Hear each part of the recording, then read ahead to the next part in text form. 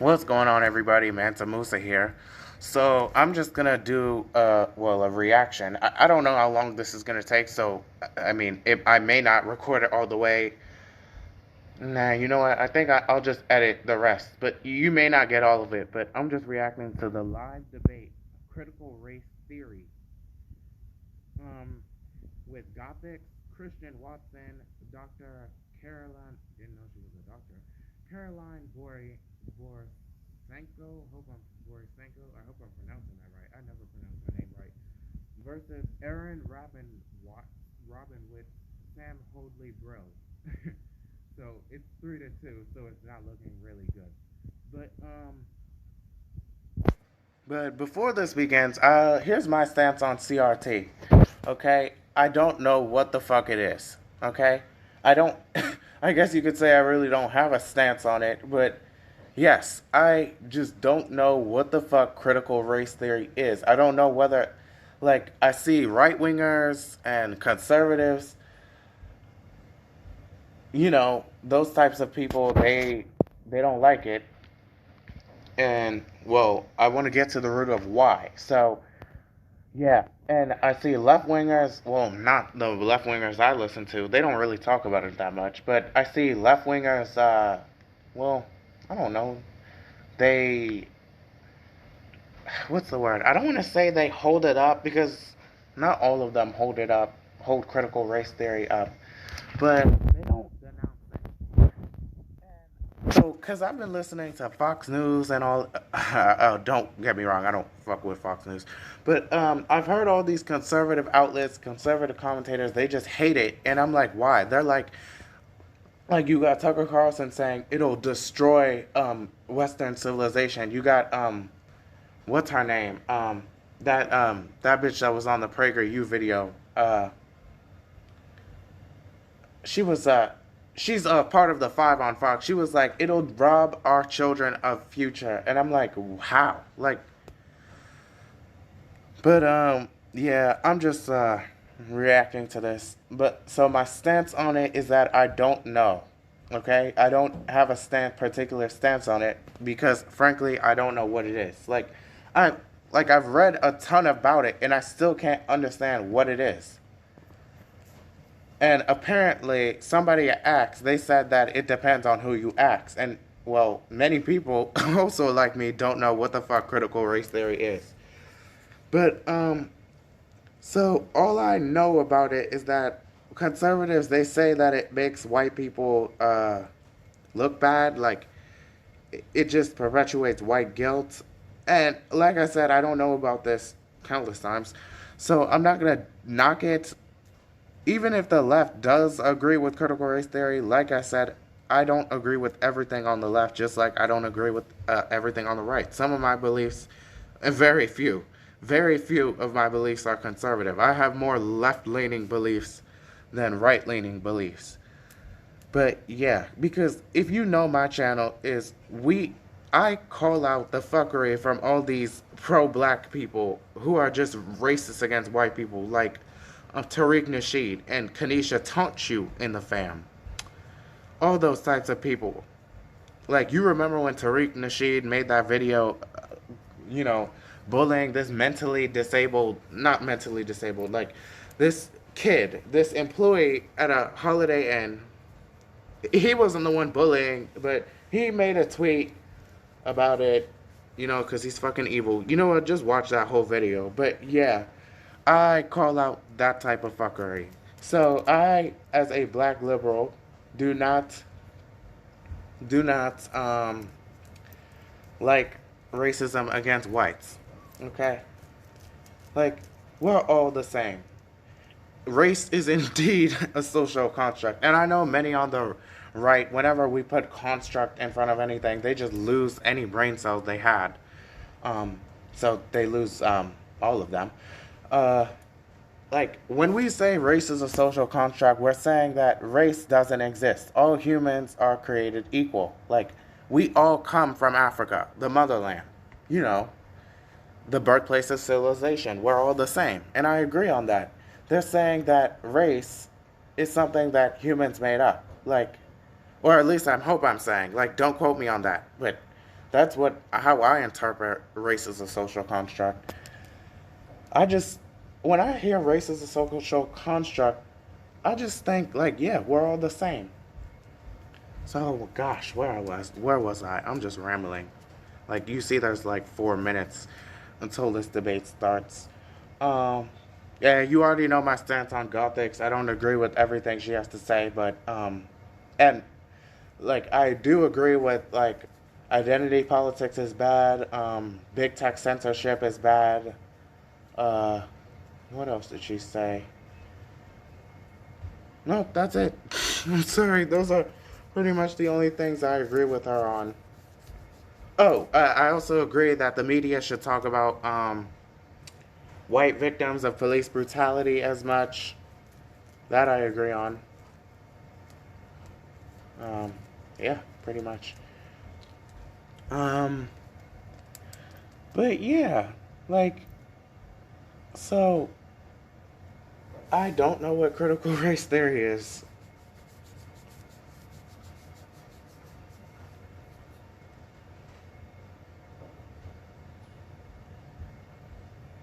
But here's my theory on even if it is something that's insane.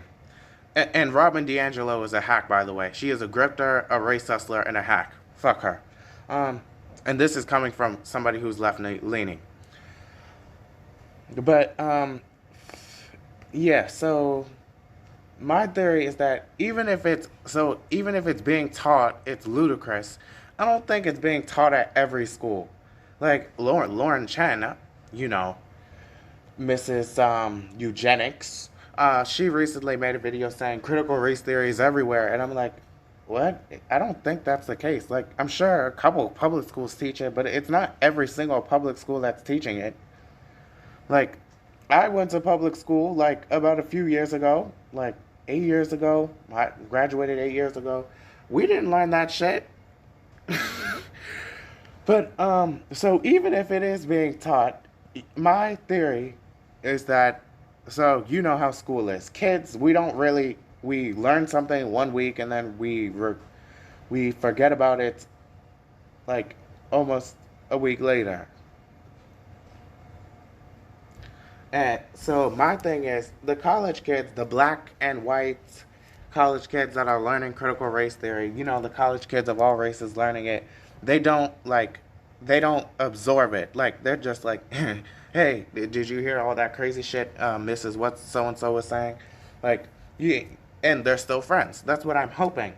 I'm hoping it is just another dumb pseudoscientific, pretentious, uh, you know, bougie thing that is just being taught, and it's like nobody's actually gonna follow this thing.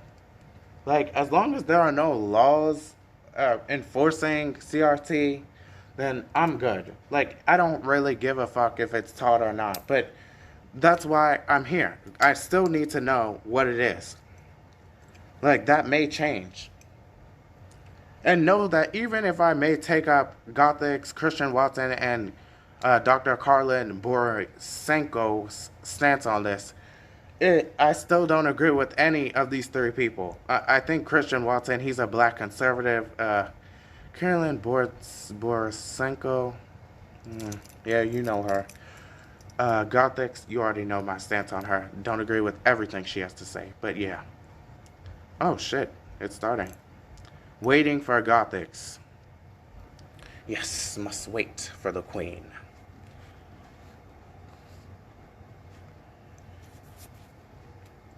This is gonna be fun.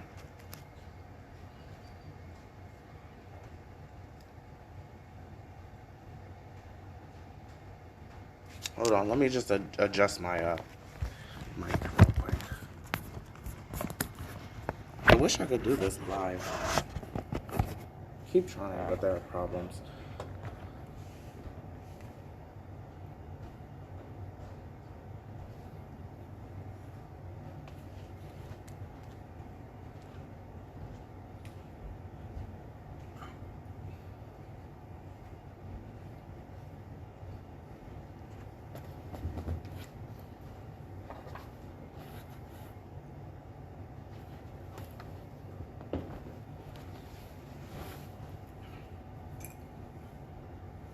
Oh,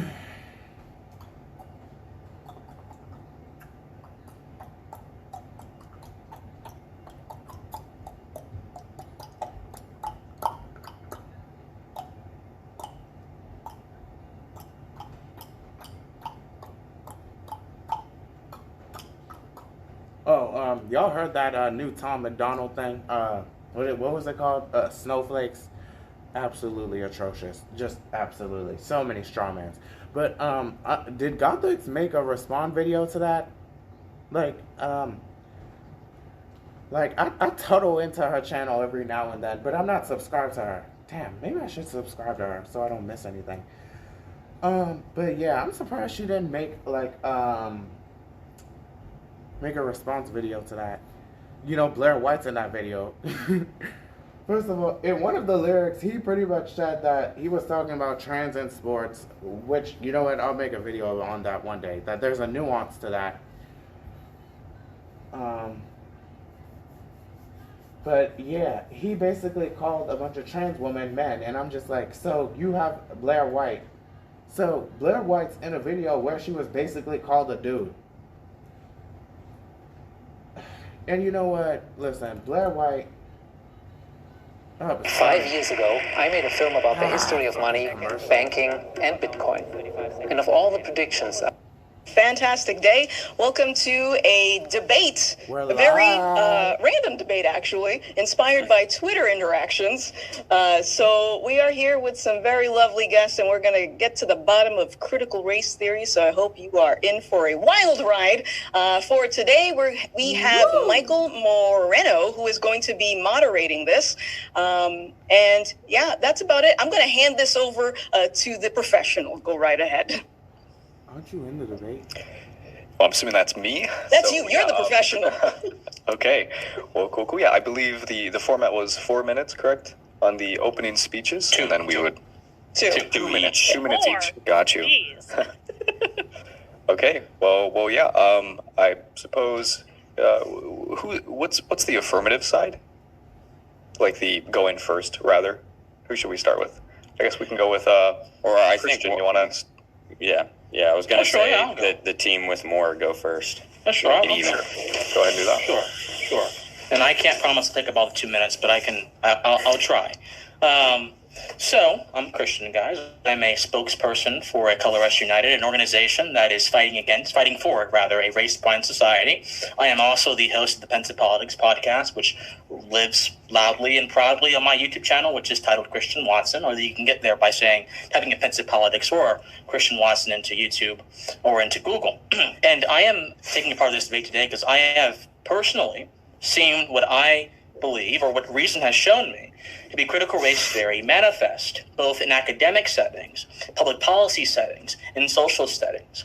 And I believe that, this issue, given the attention that it's been getting in both state legislatures, in the courts, in the public arenas, in the agora's public discussion, has to be addressed in a way that is both cerebral and passionate, which is why I'm happy that we have everyone who is on this panel here with us today. And I'll just give you a brief synopsis of my take on critical race theory, but I would like it to come out in a more in-depth form later on, so I won't give you everything. I think that critical race theory is fundamentally a weak and even evil academic mechanism by which to understand, I know it seems funny, but by which to understand the world. And I will explain what that means as time persists. But that's where I'm coming from, and I'm very excited to discourse with these two fine gentlemen and with everyone else as this debate persists. So I hope all of you enjoy the show. Sit back, get some popcorn, and just keep your thinking cap on, and this will all be good. Tea. So, yeah. I got my tea. My name is Gothix. You all know this because you're on my channel. And I am here to debate against critical race theory because I find it to be just brainwashing disguised as something beneficial for humankind, and I do not see any benefit to it. Yeah, that's pretty much it for me. I don't really like these questions. Tell me about yourself. I was never good with that. So go for it, Dr. Carlin.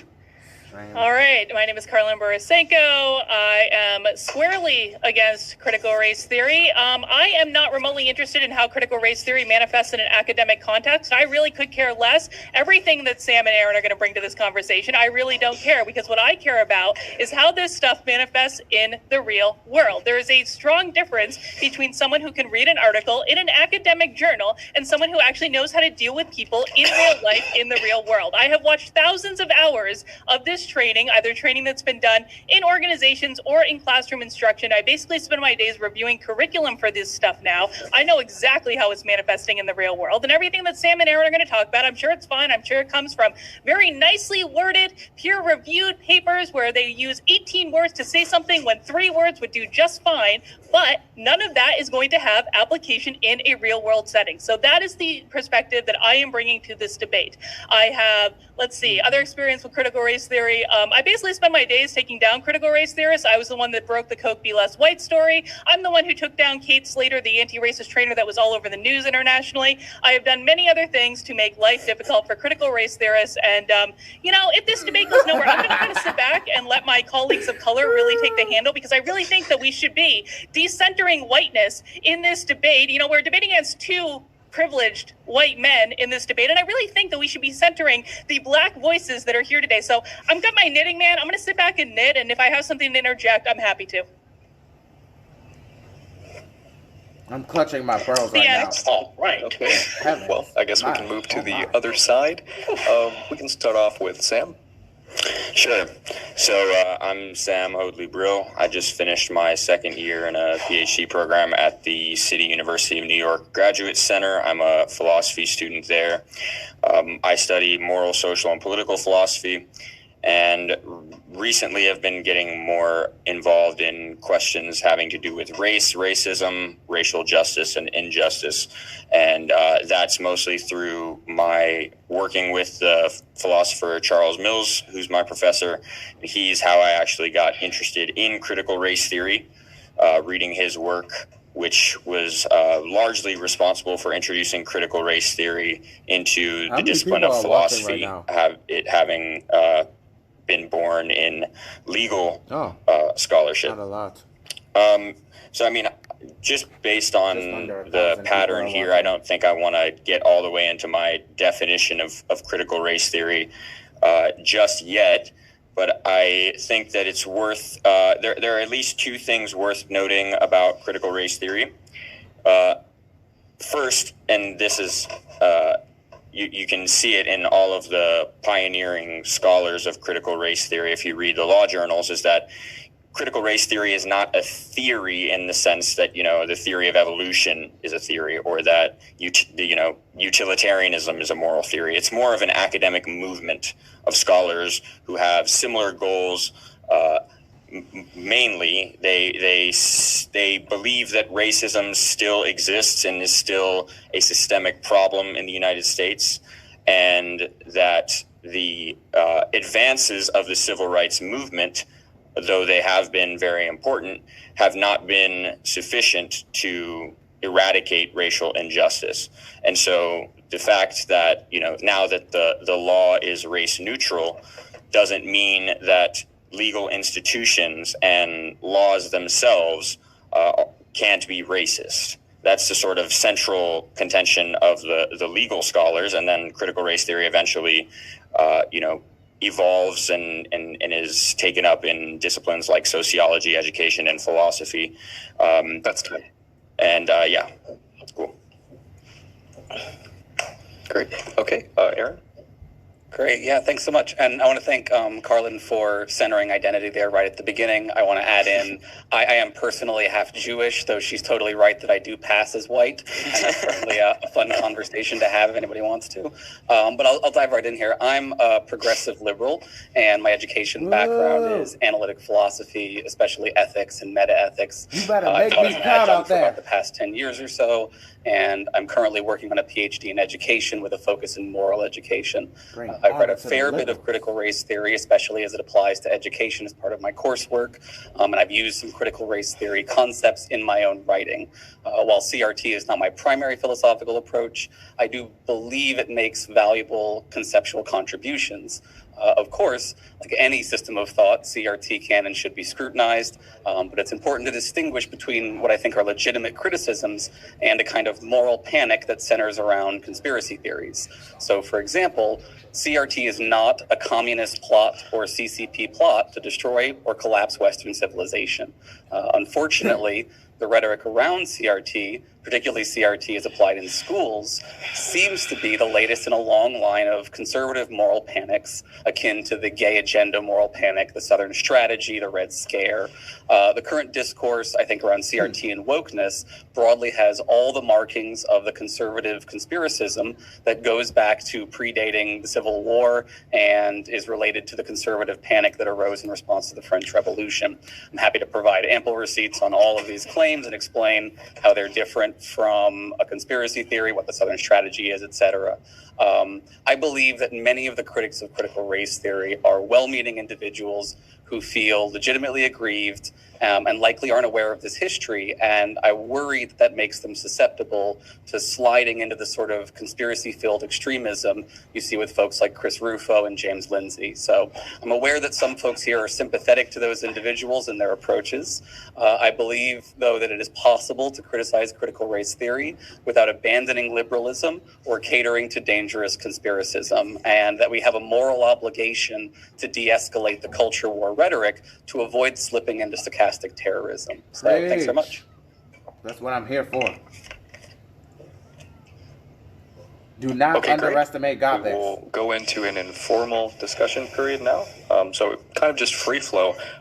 Does anyone in particular have anything they want to say in response to the sides, how you want to start it up? Well, I think that we have... Go ahead. I think we have a moral obligation, too. I think we have a moral obligation to the children that are being taught this ideology from the time that they're 4 years old. The Arizona Department of Education stated that students start to become children. I shouldn't even say students. Children start to become racist around the time that they're 3 years old. You're absolutely right, Aaron. We do have a moral obligation to people. We have a moral obligation to raise people to not hate who they are and how they were born, which is exactly what's being taught in the schools right now. So I think we have a moral obligation to those people. I also think we have a moral obligation to the people in the workplace who are being forced to go through this training and literally say that they are racist to keep their jobs. We have a moral obligation to those people as well, not to compel their speech, not to violate the First Amendment of the United States. None of this is a conspiracy theory. It has been completely well documented. And if you would like the documentation, it is all out there on the internet. Lots of it on my channel, lots of it on Chris Rufo's channel, all out there for people to see and judge for themselves what's actually going on. Okay, Dr. Borisenko, I have a question. So you say you're not at all interested in theoretical scholarship or anything so then how do you know that all the stuff you're talking about is a manifestation of that scholarship? It doesn't matter. It doesn't matter. They are saying, the teachers in the classrooms are saying that it's critical race theory. There's a teacher in Beaverton, Oregon today who we have on tape saying that it is child abuse not to teach students critical race theory. The teachers themselves who are bringing this material into the classroom are labeling it as critical race theory. Yeah, and I have too. That's exactly what she said. So that's where it's coming from, Sam. I don't care what the literature said. The teachers identify. It is actually what she said, I think Aaron might have some context on it. Let's hear Aaron. Yeah, so I listened to, and I listened to some, because I get sent all of the things that are examples of this sort of stuff, right? People ask me, do I approve of this and that, et cetera, right?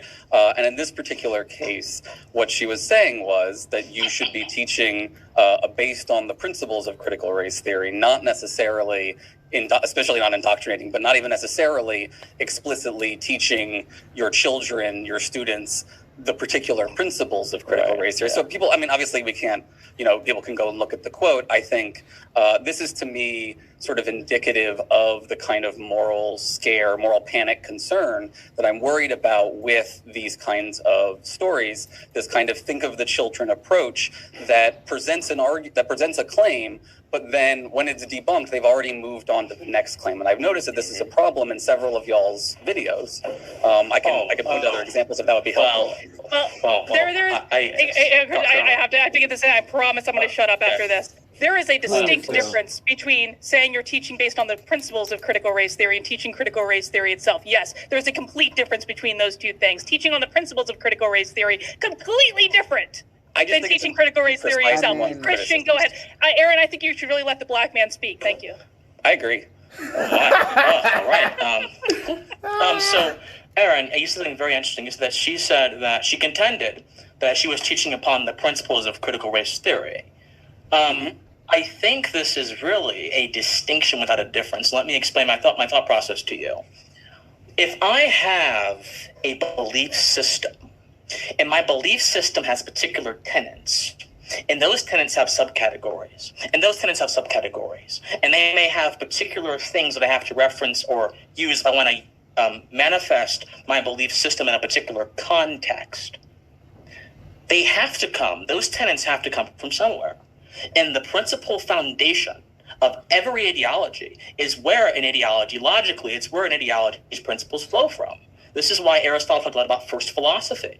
So if someone is teaching on the principles of critical race theory, and they are manifesting certain things that appear to be, from our vantage point, due to the content of those certain things, abusive, abrasive, or not necessarily being willing to concede to other viewpoints, because the classroom is supposed to be a context in which the individual is educated, and I think a proper sense of education is going to demand, and this is of course not the education taught in Western society. We have the Prussian system, particularly in America. The proper sense of education is going to demand the cultivation of the whole individual. Whereas someone who is teaching upon the tenets, or the principles rather, of critical race theory, is not necessarily doing that. They are taking a sliver of reality. They're taking a sliver of political existence. They're putting that forward. And oftentimes, a lot of these classrooms, and this is why the legislation, contrary to your contention, is being proposed, is not because of some grand, ominous moral panic, although I promise you there probably are people who are panicked. But to suggest or attribute the actions of people who are against critical race theory to moral panic is a smear that, in my opinion, does not have any bearing on the actual arguments of these people. So I suppose what I'm saying is I don't think that saying she's teaching on the principles of critical race theory is any better than her teaching on the actual tenets, because the tenets must come from somewhere. Can I say we don't even know what each other mean by critical race theory yet? So I think maybe we should have Aaron and then Christian define terms. Well, you had ample time, my friend, to define in your opening, but you decided that it wouldn't be a good idea. So, I mean... I began to define it, and I had 2 minutes. Yes, I did. You had 2 minutes. You had plenty of time to define. This is a freewheeling conversation. Why don't you literally said yourself? I will define it in under 20 seconds. I will define it in under 20 seconds. Critical race theory is a fringe academic ideology that began in academia in the 1970s that says that racism exists everywhere, in every person, in every institution, in every interaction, in every discussion, and that the job of the critical theorist is to identify how the racism occurred, not if the racism occurred, because the racism is assumed. This is the entire basis of systemic racism, which says that racism exists in all of our institutions, according to Ibram X. Kendi, which you guys are going to discount, but who is one of the most pop culture critical race theorists out there currently. And I know you guys are already going to discount Robin DiAngelo and Ibram X. Kendi because that's the jam that you guys play. You want to reference obscure literature that no one's ever read. When you said everyone yourself out there, when everyone, So please if do not nobody's interrupt ever a woman. read, then When why do you everyone expect- out there is basing their definition on critical race theory based on Robin DiAngelo and Ibram X. Kendi, that is what matters, not the obscure academic journal that no one has ever read. Okay, let's have All Sam those and books Aaron are see if they obscure take issue with that. academic Go on, journals. Aaron. Fuck, I've never Sure read. they will. Well, so, I do think both Kendi and DiAngelo matter. I think it's worth having conversations about them. I think they have a outsized influence on the dialogue. I will say, for example, that while I have read a bunch of things in CRT, I was never assigned either of them as part of my indoctrination program within my education PhD. We are not memorizing chapters of Kendi's book like it's the Bible or something like that. It's not part of the system in that way. I actually, think that that the criticisms of them are also generally overblown. I don't think they're perfect. I think Ezra Klein, for example, correctly said that they're probably 60-40 in terms of useful versus not. I do think that there are a lot of misunderstandings around Kendi's claims, that Kendi, as pretty thoroughgoing consequentialist, makes claims about the nature of actions and whether they are either X or Y based on their consequences, that reads that I think is misinterpreted as being saying every action necessarily involves racism or racial intent in some way. I must interject. My apologies, my friend. You know, Kendi says very clearly in his book that there are no race-neutral principles. And he even doubles this down. He says that policies, regardless of intention, and this is the foul distinction that many critical theorists make, they want to separate intentions from impacts, when impacts or intentions, I think, can actually really decide the motivations of a person. And the thing about the idea of systemic racism, it is a claim of intention. In my opinion, or at least properly understood, it is a claim of intention. Now, for critical race theorists, they think it's a claim of the impacts of a system that brings about inequity. But racism itself, properly understood, we can get into this later, is about intention. So Kendi says, and he says this in a certain part of the book, he says that Ronald Reagan, and I'm paraphrasing now, was anti-black because his cuts to the welfare program impacted black people. So Ronald Reagan did not have to actually hate black people, which he didn't, by the way. He didn't have to actually do anything against black people. The fact that his cuts were black adjacent must mean that Ronald Reagan is perpetuating racism.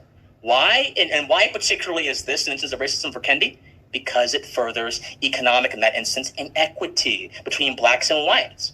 Kendi, most whites were on welfare in the 1980s. I'm not saying you are, but I think that Aaron did say that Kendi was being misread. No, I think that he does essentialize race to be a primary or even the only consideration of many social policies, or at least it should be the only consideration of many social policies. He clearly essentializes it, clearly in every single instance, and he clearly says race neutral does not exist. That is in fact racist. So you guys don't have to endorse Kendi. I don't expect you to endorse Kendi, but I do expect you to engage with Kendi honestly and say, no, he's not being misinterpreted. He is a race essentialist. And that ideology is, and you guys are both philosophy students like me, that ideology is fundamentally reductive. And when you have a fundamentally reductive ideology, you cannot really engage with the substance of a claim. You can only engage with the front of it, and because the claim rejects every other quality or every other value. So I think that it's just very important just to tell everyone what Kendi or who Kendi actually is or what he actually says in his book, because it's not pretty stuff. Want to go ahead, Sam, or shall I? Let's just talk about critical race theory. Like Aaron. We can do that. Yeah. Sure. Aaron. Okay, yeah, let's define in a second. I just do want to respond to two things there.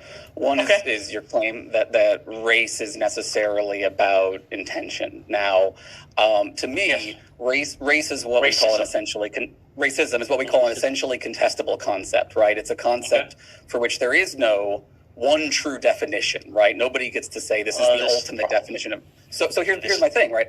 I think there are a range of definitions that can be functional and useful in different situations, and that it is valuable to talk about the tensions between those definitions. As a philosopher, I think you can understand concepts like fairness, for example. There is no ultimate definition of fairness. There are competing definitions of, okay, you can disagree, but I think you can at least understand where I'm coming from as a philosopher when I say that, right? May I respond? Definitions are debatable, right? Yes, may I respond? Absolutely. I don't think, and I don't think that I can really sum that up into a single answer. No. So I think that if you're going to engage in that Socratic action of trying to differ out and understand concepts, trying to understand how they relate to circumstances, how they relate to other principles, yes, you have to be willing to discuss a multiplicity of ideas. Yes, sure. Now, this is not the same thing as saying there is no true idea. Now, you guys may believe that. I wouldn't be surprised, but this is not the same thing as saying that. You can believe there is a true definition and still test other definitions. This is what Emerson calls testing goodness. Let me clarify. To see if it be good. Okay, please. What I mean is there's no way for us to ultimately ever prove which definition is right. I disagree. I can give you, well, let me say. How can you prove, like a linguistic concept? You have a mathematical proof for that?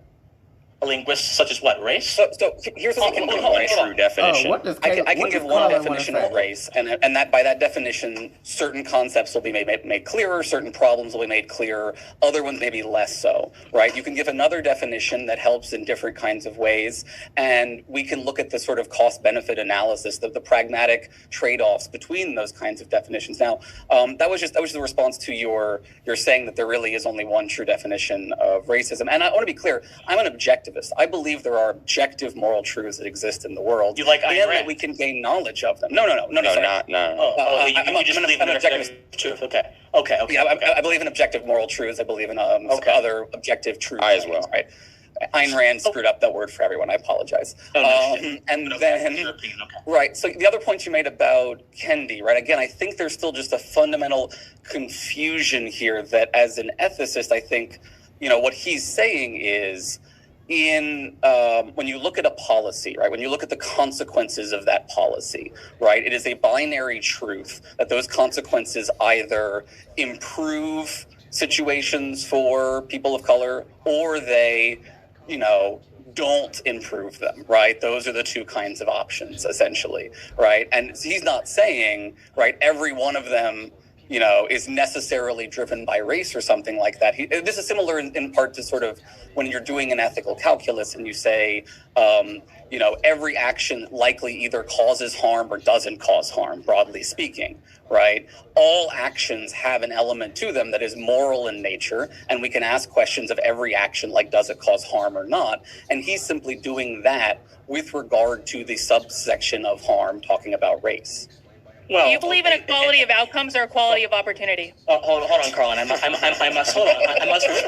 No, hold on. I must respond. These gentlemen, they are very erudite, but I do think they're missing a key point here. And far be it from me, the philosophy student, to tell the grad student and the teacher what they're missing, but I think this is very important.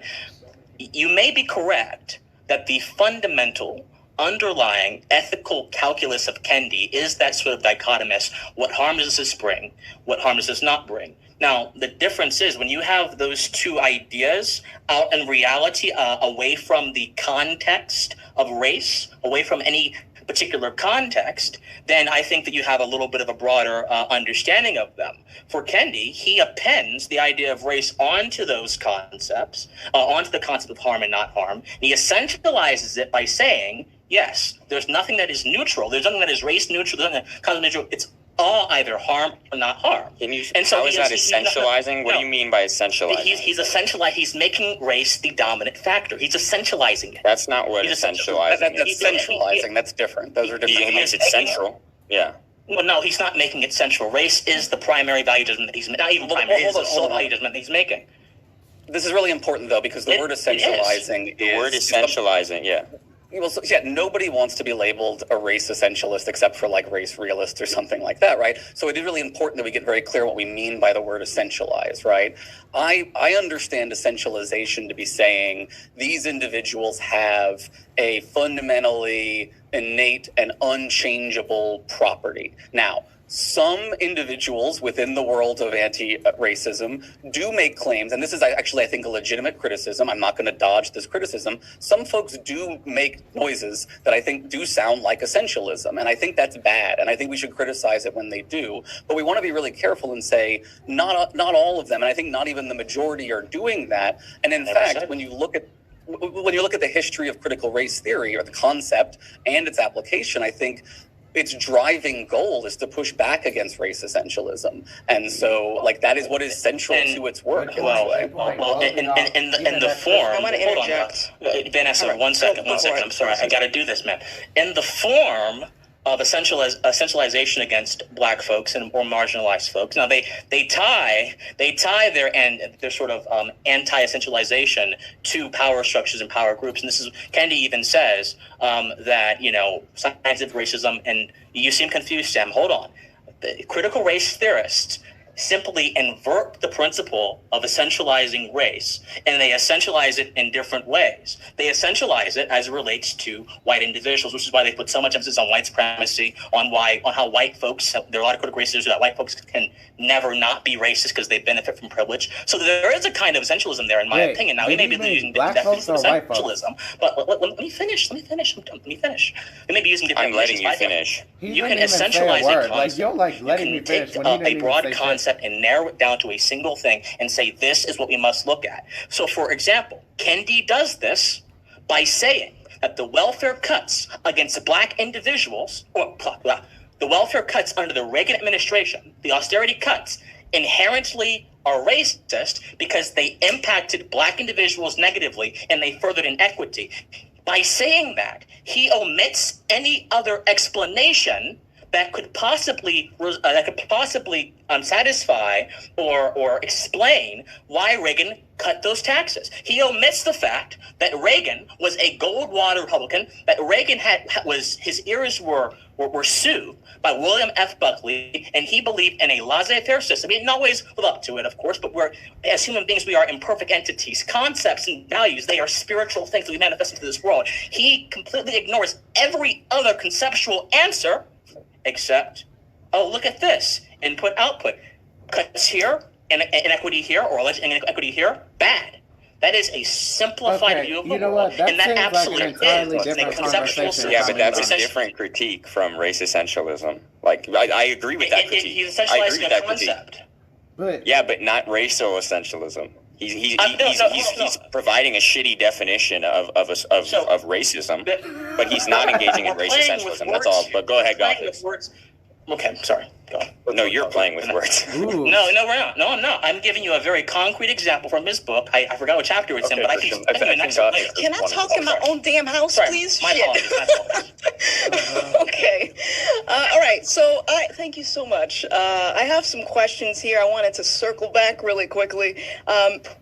Aaron, you mentioned something about conspiracy theories and how critical race theory is not something to sort of usher in communism. What evidence do you have to support that is not what it is? I mean, what evidence do you have to support that it is? So I love to talk about the history of the connections between sort of attacks on civil rights movements going all the way back, like I said, to abolition and the sort of accusation of communism, actually. So, right. So what I want to say is I think that it is a conspiracy theory to claim. So it is true that most civil rights movements post-1830s, right, are influenced by Marx in the sense that people read them, they thought about him. Now, many of them are in reaction to Marx. So, for example, critical race theory is a direct reaction to critical legal studies, which was a Marxist and postmodern theory, right? The critical race theorists criticized the Marxists for the overemphasis on class and the lack of emphasis on race. So in that sense, they are in direct contrast with the Marxists. Now, as to the history of conspiracy theories, if you don't mind, I want to read a quote from, this is George Fitzhugh from his book Cannibals All. He was one of the strongest proponents of slavery, direct antagonist to folks like Lincoln. And so here's what he says. We warn the North that every one of the leading abolitionists is agitating the Negro slavery question merely as a means to attain ulterior ends, and those ends nearer home. They know that men once fairly committed to Negro slavery agitation, once committed to the sweeping principle that man, being a moral agent, accountable to God for his actions, should not have those actions controlled and directed by the will of another, are, in effect, committed to socialism and communism, to the most ultra doctrines of Garrison, Goodell, Smith, and Andrews, to no private property, no church, no law, no government, to free love, free land, free women, and free churches. This is a quote by one of the main proponents of segregationism, right? You can of slavery, excuse me, right? You can find similar quotes from Jefferson Davis on the eve of the Civil War talking about socialism, right? And so, to me, the language hasn't really changed at all since then, right? You see the same things in the Southern Strategy in the 60s. I can cite more quotes from that if you'd like. But I just think it's really important to understand that, and it's also important, very important to understand that for the vast majority, for most people, when they use the word communist in regard to these conspiracy theories, they mean Jews. They very specifically, this is the part that ties in the protocols of the elders of Zion and the cultural Bolshevism, right? Yeah. Right, cultural Marxism or cultural Bolshevism. And this is not to say all criticism of critical race theory is anti-Semitic. It is absolutely not. It is important, though, for people who want to criticize critical race theory to be very aware that there is a long history, including people like Hitler himself, using these kinds of anti-Marxist conspiracy theories to undermine social justice and cause harm. No, you Christian, my turn. Okay. I don't think you answered my question. So I'm gonna add a follow-up on top of that. So I asked, how do you know it's not a way to usher in communism? And the reason that I'm asking this is because I've had conversations with people that have gone through Marxist indoctrination, and they see similarities. So what would you say to that, to someone that is saying, I've already gone through this, and I'm seeing similarities in this education? Whoever. Yeah.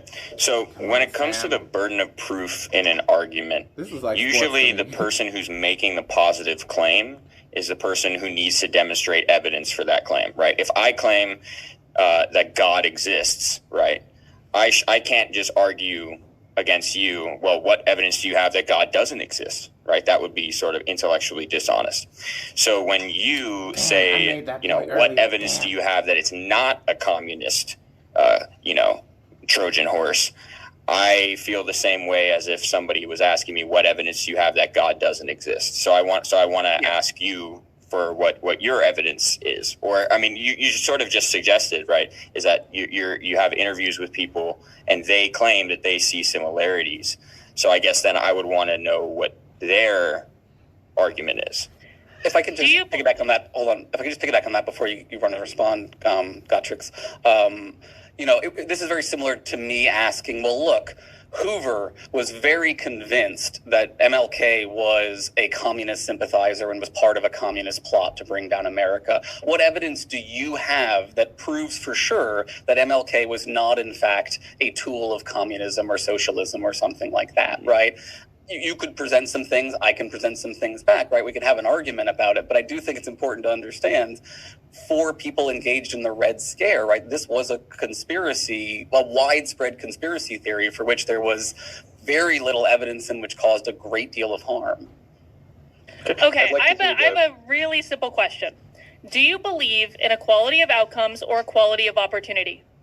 Before we go to that, that's a good question, but I want to hear the answer to Sam's question, which was what evidence the Gothix has, or Christian, or any of you who want to answer it. This is but this is the evidence. This is the evidence right here. No, this is the evidence. Okay. Do you believe in equality of outcome or equality of opportunity? So, okay. Could you define what you mean by each? Equality of outcome is that we all have equal outcomes. Equality of opportunity is that we all have equal access to opportunity. But outcomes in what sense? Like, do we all have at least the same baseline outcome, like everyone gets to eat every day, or do we have all the exact same? We're not getting fancy about this, Sam. The entire premise of Ibram-X Kendi's I'm sorry. Are you interrupting a woman? The entire premise of Ibram-X Kendi. Straw man. Women outrank Jews on the oppression hierarchy, Aaron. The entire premise of Sam, you talked for like half an hour. Don't you do this? The entire premise of Ibram-X Kendi is equality of outcomes. It is in reducing disparities of outcomes based on broad racial categories. So, do you believe in equality of outcomes or do you believe in equality of opportunity? You just said reducing disparity. No, this is an either or. Yes, it is. Here's the thing. I can answer this. It's not an all day.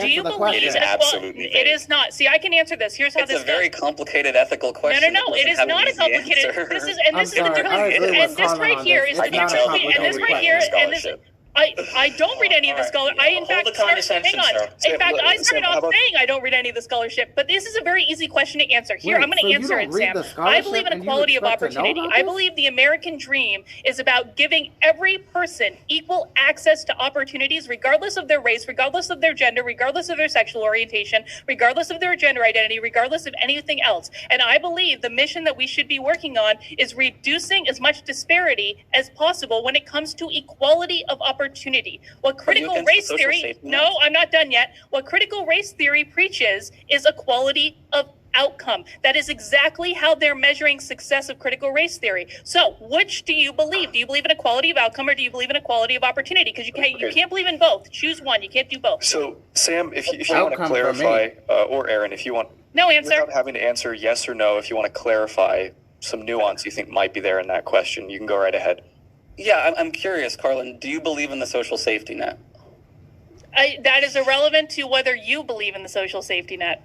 Oh, I'm fully in favor of the social safety net. I'm trying to understand if you're in favor of the social safety net. It has absolutely nothing to do with me believing in equality of opportunity. What you're talking about is outcome. I'm talking about opportunity. Well, the social safety net is about closing gaps on the outcome end, not just the opportunity end. Okay, if I may, the social safety net comes after a set of first principles have been established. Carlin's asking you a question about first principles, so you're actually kind of getting ahead, jumping the gun, kind of. So, I think that it's a little bit. No, hold on. Let me finish. Let me finish. Okay, sorry, go ahead. I thought you were done. Enough time. No, it's fine. It's fine. It's all right.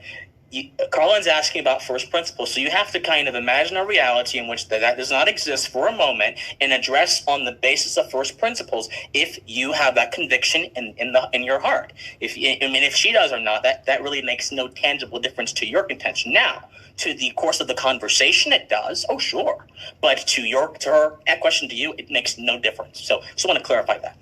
I apologize. I was trying to highlight a problem with the question through Socratic dialogue. My mistake. My point was, right, all of us believe in a mix of equality of opportunity and equality of outcome, in my opinion, right? No. I believe that all of us think. I do. Okay. I think that all of us believe that up to a point, right, not absolute, not the like ridiculous straw man equality of outcome where everyone has literally exactly the same number of pennies or something like that, right? But a more, Rawlsian kind of liberal equality of outcome where the gap is closed, where the baseline is raised for everyone up to a certain standard of living. That kind of like fairness of outcome, right, I think is something that pretty much, I mean, I could be wrong. I didn't actually find out if any of y'all are actual liberals or conservatives or what, but like depending on what your views are, right, I think that most individuals today think that if someone has really, really bad luck, we should help them out and not let them just starve to death in the gutter. And that's what I think is valuable about concepts around fairness of outcome. I'm also in favor of increasing equality of opportunity, though I think it's impossible to achieve because of a lot of historic factors. Yeah, I think gothix. Were you raising your hand, gothix, or just fine? Oh, I am dancing, but I did have questions. I wanted to circle back again. This is irrelevant to what you just said, by the way. Okay, so I got some more questions over here. Sam, you mentioned that critical race theory is an academic movement. And my question to that is, isn't a movement, like, how would you define a movement? If a movement, like BLM is a movement, as an example, I don't subscribe to BLM, so shouldn't a movement be optional? Why is it being implemented in schools if it's a movement? I mean, you don't have to, a movement, like I said earlier, it is optional like most kids, in they the following probably sense, don't even remember it the next week. If you're a law professor, you don't have to join on to critical race theory. There are law professors who have critiqued critical race theory. One most famously, probably Randall Kennedy, Harvard law professor, gave a pretty full-throated critique of critical race theory in, was it the 80s or the 90s? I think it was the 80s. Mostly he was criticizing Derek Bell. Anyways, in terms of, the way that I understand critical race theory, this is all stuff that's going on at the level of post-secondary education, because it's abstract, very theoretical sorts of work that, I mean, perhaps could be implemented into like an AP curriculum, depending on what sort of AP classes are offered. But it's not something that you're going to really see at the high school level. Okay, so just to clarify, there's a lot of, I'm sure you guys have seen trending things of stuff popping up in schools and diversity training and things like that. Are those forms of education what you would consider critical race theory? Like, for example, I don't know, that pamphlet that was sent home to New York students about, calling out your own whiteness. Was it Barner-Hess's 8 different white identities? Parents, that. They're not indoctrinating So them, that was created by a university professor. I don't think that he identifies as a critical race theorist. I think he's closer to like the Afro-pessimism tradition.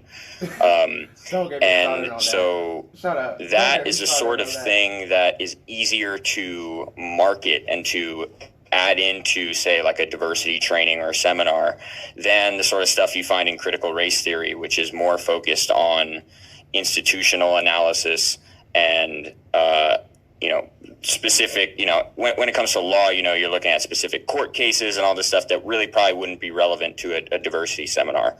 But I do think that there is some stuff there are ways that critical race scholarship, whether it's in law or in sociology or education, or even some philosophical concepts, can influence diversity training. Sure, there can be diversity trainers who decide to sort of co-opt or implement those ideas, but nothing in critical race theory suggests that diversity trainings are going to be like the method to sort of solving racial inequality or anything like that. Okay, really quick question.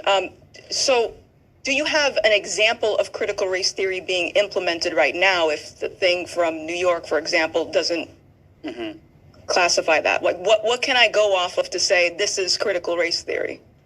Yeah, I could jump in on this since I have more of the education background. And I will say, I think Sam and my experiences of this have been different because I have, read how this stuff is applied in education literature. And I do think it is being applied, though, as I said, not necessarily taught in various K through 12 schools. So I imagine it is probably, proportional to the political, leanings of the school board or the school community or something like that, right? But certainly in New York, you can probably find teachers teaching from, critical race theory based ideas. Now, some examples that I want to put forward that I think are valuable that I've come across in my education would be one major, when we talk about the broader umbrella of critical race theory in education, one major example would be the shift away from what's called the deficit model of education towards the asset model of education. So the deficit model is the sort of traditional model that says this student has X problem and we need to fix it with our education method or something like that, and has traditionally resulted in marginalized students being viewed as problem students, as being defective, as having bad cultural background that makes them unable to do their work or something like that. And there's plenty of discussion about that in the literature. And then the shift from that is towards this idea of an asset model that says, we need to look at these marginalized communities and say, what assets do they have? What have they cultivated, especially as members of a marginalized community, things like non-dominant cultural capital that we as educators can help them draw on to improve their outcomes, right? To improve their understandings and things like that. So I think those are, and I understand there are bad versions of everything out there. Do you have like examples? Like an example? What do you, do you mean like? Like, for example, the whiteness chart, I would say that this is an assignment. Here you go, kid. Do you have like an example? Yeah. So I can think of one. Oh, go ahead. Well, one example I think that people have talked about some, and I know is cringe to some people, but I think is valuable to others, would be like privilege walks.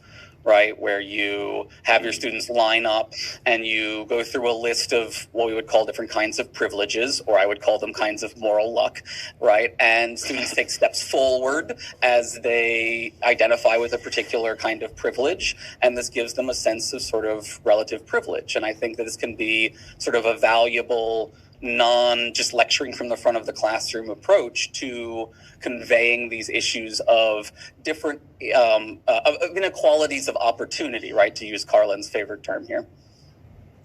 Not my favorite term. My favorite term my favorite question at the moment, though, is like, have either of you two ever worked outside of academia? Do either of you two have any practical experience with how these things are applied in the real world? Because we're talking a lot about theory and research and literature and all these things, but how much time? Quality ad hominem, though. Go for it. Yeah, all the way in. I got to circle back. I'm not a professional debater. A lot of circling back from. I gather. I get that I just have a question.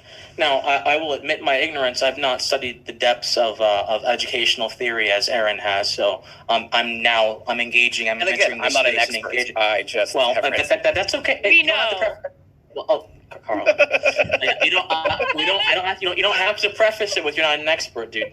The statements that you're saying are out in the world right now, so we're going to analyze them. I know. I just wanted to be clear. Do you find it troublesome? Do you find it troublesome that there is an educational theory that is overly prescriptive and about a certain ideology and its impacts in the real world without ceding ground to the potential of that ideology being incorrect? Because one of the educational systems you just described teaches marginalized kids or whatever, how they can interact with the world or whatever. Don't you think that's a little bit narrow? Because education, as traditionally understood, now of course we've deviated from this, we can have a separate conversation if you want to, is about making the man, making it a holistic individual. I don't think, to me, that seems, and I say traditionally, let me be more specific, as the ancient Greeks thought. There are different education systems and models, of course, across the world. Let me just be very honest. You can, if you want to cite a relevant source here, right? So my question is, don't you think that, classical education, the idea of classical education is about making the man holistic. I mean, you guys are philosophy people, you should know that. But I'm just saying Du Bois picks up the same idea from Aristotle, so it's part of critical race theory. I'm not an extoller of Aristotle. I'm just saying, this just seems very narrow to me. And of course, Du Bois, W.D. Du Bois, right? He had in the soul of Black folk, which I believe he wrote. In The Soul of Black Folk, he very much talks about how African Americans have a united political destiny, and they've got to do a particular political thing in order to be free from. And Washington said, no. You stay with yourself. You stay in your community. Cultivate the self. Now, of course, we can debate the legitimacy of those ideas later, but I think that anyway. My point is this: don't you think it's a very narrow idea to have an educational model that appends itself to a particular answer, a particular ideology, and does not consider the gains, the benefits, or even that their own ideology could be entirely wrong? I think that if you're going to be epistemically humble, that's the way to go. Maybe I'm mistaken, but you tell me.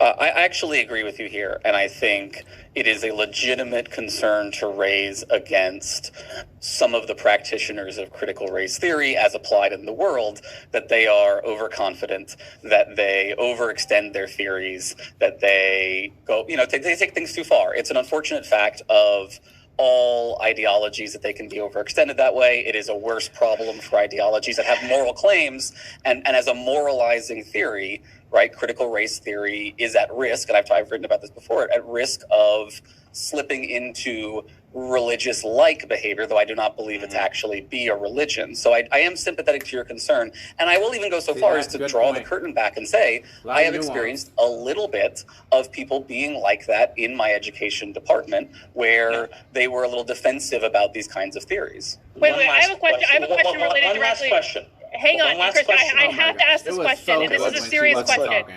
This is a serious question. If you are concerned about the way the critical race theory is being applied in the real world, if you think it's overextended, if you think they're not applying it accurately, then why aren't you speaking out against it? Why aren't you speaking out against all the misapplication? Why aren't you speaking out against Robin DiAngelo being the #1 best-selling book in America if it's completely not what your theory says at all? Why aren't you they don't vocal fucking about it? have to if they don't like it.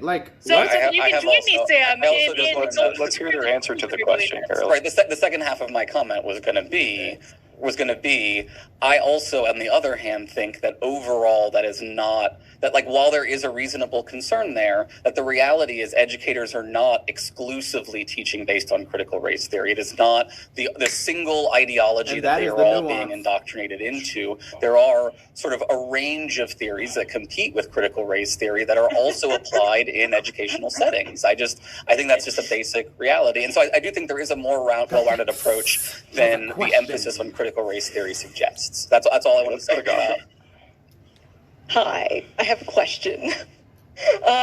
Okay, I want to go back to you, Aaron, because you gave me like an example. I think you called it like a privilege line or something like that. Like everyone lines up and they a privilege walk or something like that. Okay, I missed that. So I acknowledge that there is privilege. Everyone has their own different privilege, varying degrees. I don't believe specifically in privilege based on skin color. But you asked me, I think Sam asked me, what evidence do I have about critical race theory, having some signs of something used to usher in communism? One of the conversations that I had with someone that grew up during the Cultural Revolution, she said that during her indoctrination, there was this sort of tactic of self-criticism that came with it. And so when you mentioned this walk of privilege, in my mind, I'm thinking about this self-criticism. Yes, I somehow have privilege over you because of my skin color. What do you have to say about that?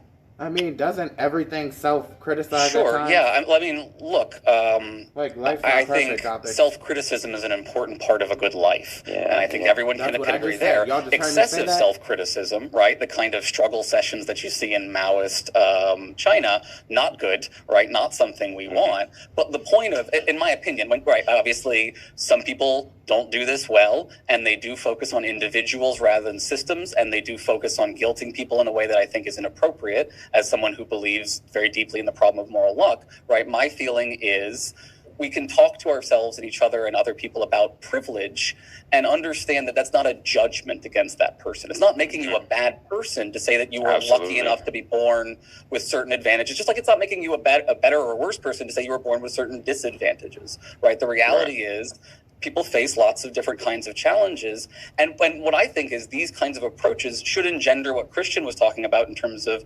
epistemic humility and general humility with regard to your own successes and compassion with regard to the failures or the lack of successes of others. And let me quickly add just that in my experience, I've only done this privilege walk twice. I was an orientation staff leader, and we did a whole bunch of like these kinds of things. And my experience was that it was actually a positive one because in many ways, I think the discourse surrounding privilege is too often narrowly focused on things like gender and race. And the privilege walk I went through talked about things like your relationship with your parents, your mental health, your class status growing up, and all these things that I think are often neglected in sort of more social justice wokey spaces, and so they can be done very well. So I've got two questions, one very direct, one a little bit elongated, so let me try to get it in. A lot of things. Sam, I was going to first ask you why you decided to go to that privilege walk, but you're telling me that the privilege walk contained therein a set of values or practices or actions that, what appears to me, were not necessarily concerned with race. I guess the last one, privilege, was, but the two ones you just mentioned before, not necessarily concerned with race.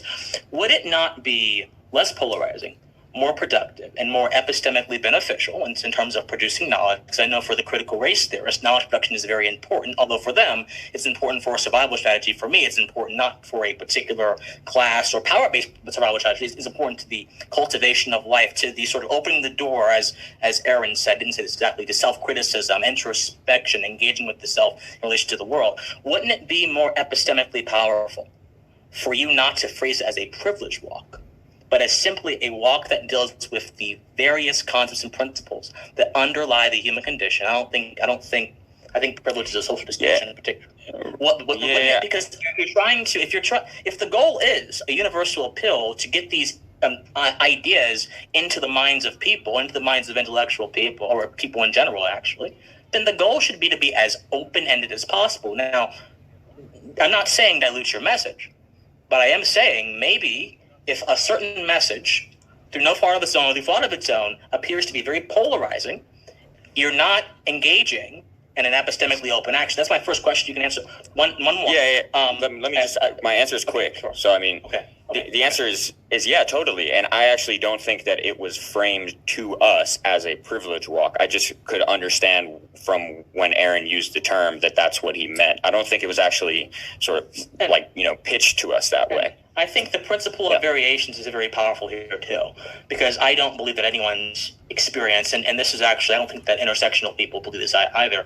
I don't believe that anyone's experience is the same. I believe in the principle of a physiological individuality, that we, by birth, by consequence of our existence, are fundamentally unique and individual people. Mm-hmm. And this is kind of a point that many social justice people kind of take, and they make it to mean, okay, that means that my experience is the most important thing to me. But I believe you have to be able to, as John Stuart Mill said in chapter 3 of On Liberty, you have to be able to merge experience with discourse to cultivate truth. Now, for the critical theorist, or for people who have that same kind of paradigm, for people who believe that a white person is privileged, they tend to believe that white folks don't have the social or moral power to go to a black person and talk to them about their experience, talking about issues of race. You have to admit there's a sort of insularity that is infused into these movements. Even if you may not agree with that part, there's a sort of insularity because there's this idea that since a white person is inherently privileged, they do not have the ability to feel what I have felt as a black person. Although I would say my life as a black person has actually been quite privileged. I have a webcam right here, a microphone, a YouTube channel. I'm actually quite privileged. I'm doing quite okay, but that's besides the point.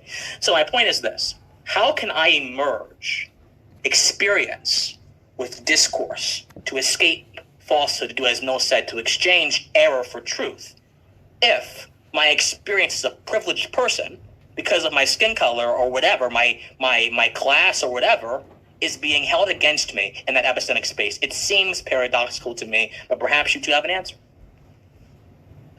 Yeah, absolutely. And I think this gets back to the issue around the divisive ideas bills that have been sort of raised in response to, critical race theory being taught in school. So what you said there was that why not use, descriptions and theories that are sort of maximally accessible to everyone, which is absolutely a good ideal. We do want to have sort of accounts. Sorry, am I wrong? I apologize. I didn't say descriptions and theories. I said human stuff. Your mental health is a human thing. There are theories about your mental health, but that's something that is ingrained within you. It's reflective of your faculty. So not necessarily descriptions and theories. See, I hate thinking in terms of theories because they are external implementations of what other people believe want to be a particular situation. I like to talk in terms of what we actually do indeed experience. I'm not saying that theories are not valuable. I'm just saying theories, that has a bunch of other connotations to it. Okay. Right. Okay. So, I mean, I think that's great, and I think that makes you more sympathetic to various forms of particularist standpoint epistemology that are in. But let me just say my response to your comments there. Right. It seemed like what you were saying is pick something that is not divisive, right? If you're using something that's divisive, you're going to exclude white people or something like that. Right? The white people feel attacked, they're not going to listen to your message. And that may be true, right? There is absolutely a reasonable persuasion concern that you want to try to address. And you see this in all civil rights literature, there is a tension between saying something nice enough that you hope that those people can hear it, but also saying something true enough that it actually challenges the situation. So, to me, John Stuart Mill is valuable because he suggests that we should put divisive ideas out into the public square and debate about them rather than censor them. And it seems like the bills that have been raised that are not allowing teachers to talk about various kinds of subjects are problematic. No. I'm going to address the bill. Carlin, you can go, but I'm addressing the bill thing, Christian. I'm addressing the bill thing. You go. Hold on. I think that it is a work.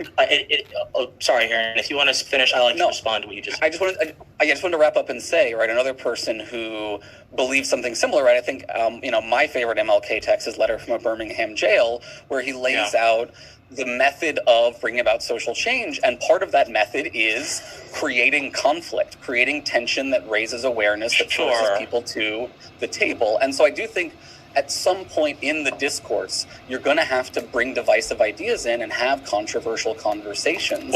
And avoiding that merely for the sake of being as palatable as possible is, I think, ultimately going to water down your arguments to the point where they no longer produce any change at all. No, I don't agree. Okay, with I that need to at address all. the If you lie that want Aaron just somebody put. to No, listen Christian, to I need to something, address you have the to make lie. it edible. Like, Christian, you I have have to- yet to get any you of my have to questions sugarcoat answered. sometimes. And so I'm going to address the lie that Aaron just told. Because what Aaron just said is these bills that are springing up around the country prevent the teaching of certain topics. That is flatly not true. And I know that because I've worked on the bill in New Hampshire specifically, Aaron. And if you had taken the time to read the 4 pages of the bill, on page 4, you're going to find a section called General Provisions, which says that anything in this bill can be taught as long as it is taught by an objective standard, not taught in the way of advocacy, which is what these schools are doing. So you just flat lied when you said that these bills are preventing Are all the topics bills from being written that taught. way, Carlin, or just your one bill?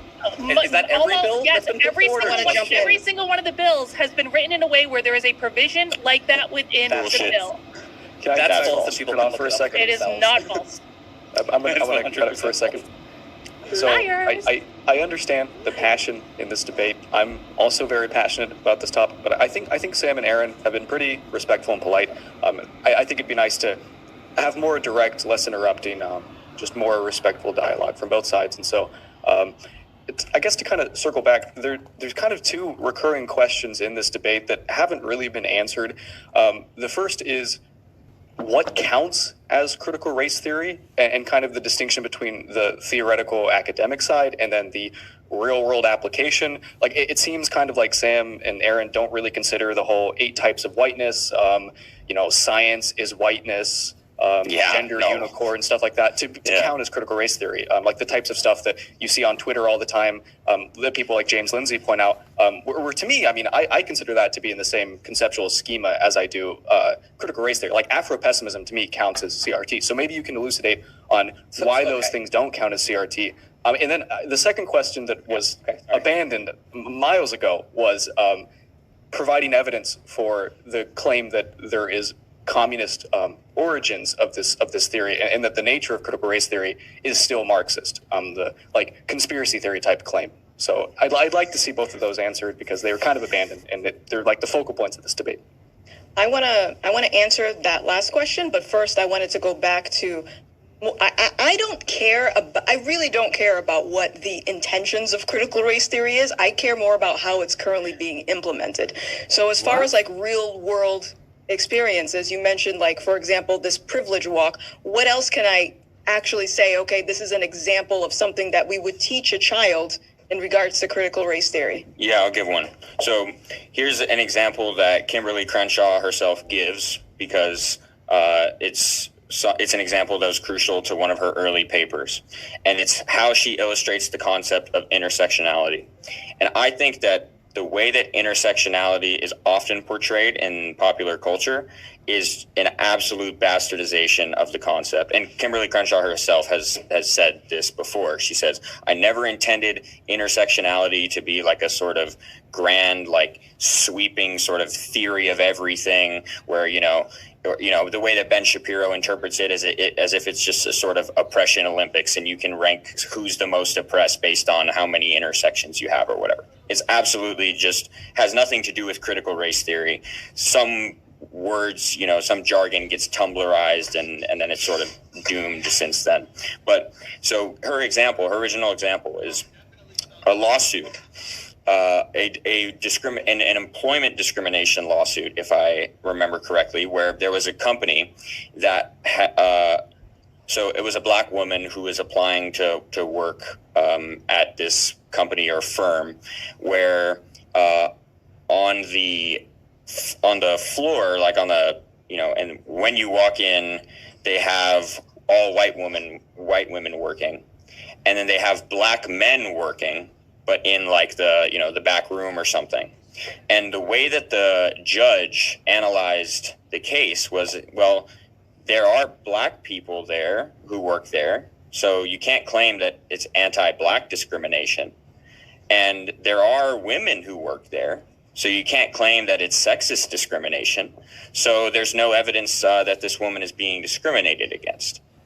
And what Crenshaw's argument was, well, look, she was being discriminated against specifically as a black woman, right? You can't just look at the fact that she was black. You can't just look at the fact that she was a woman.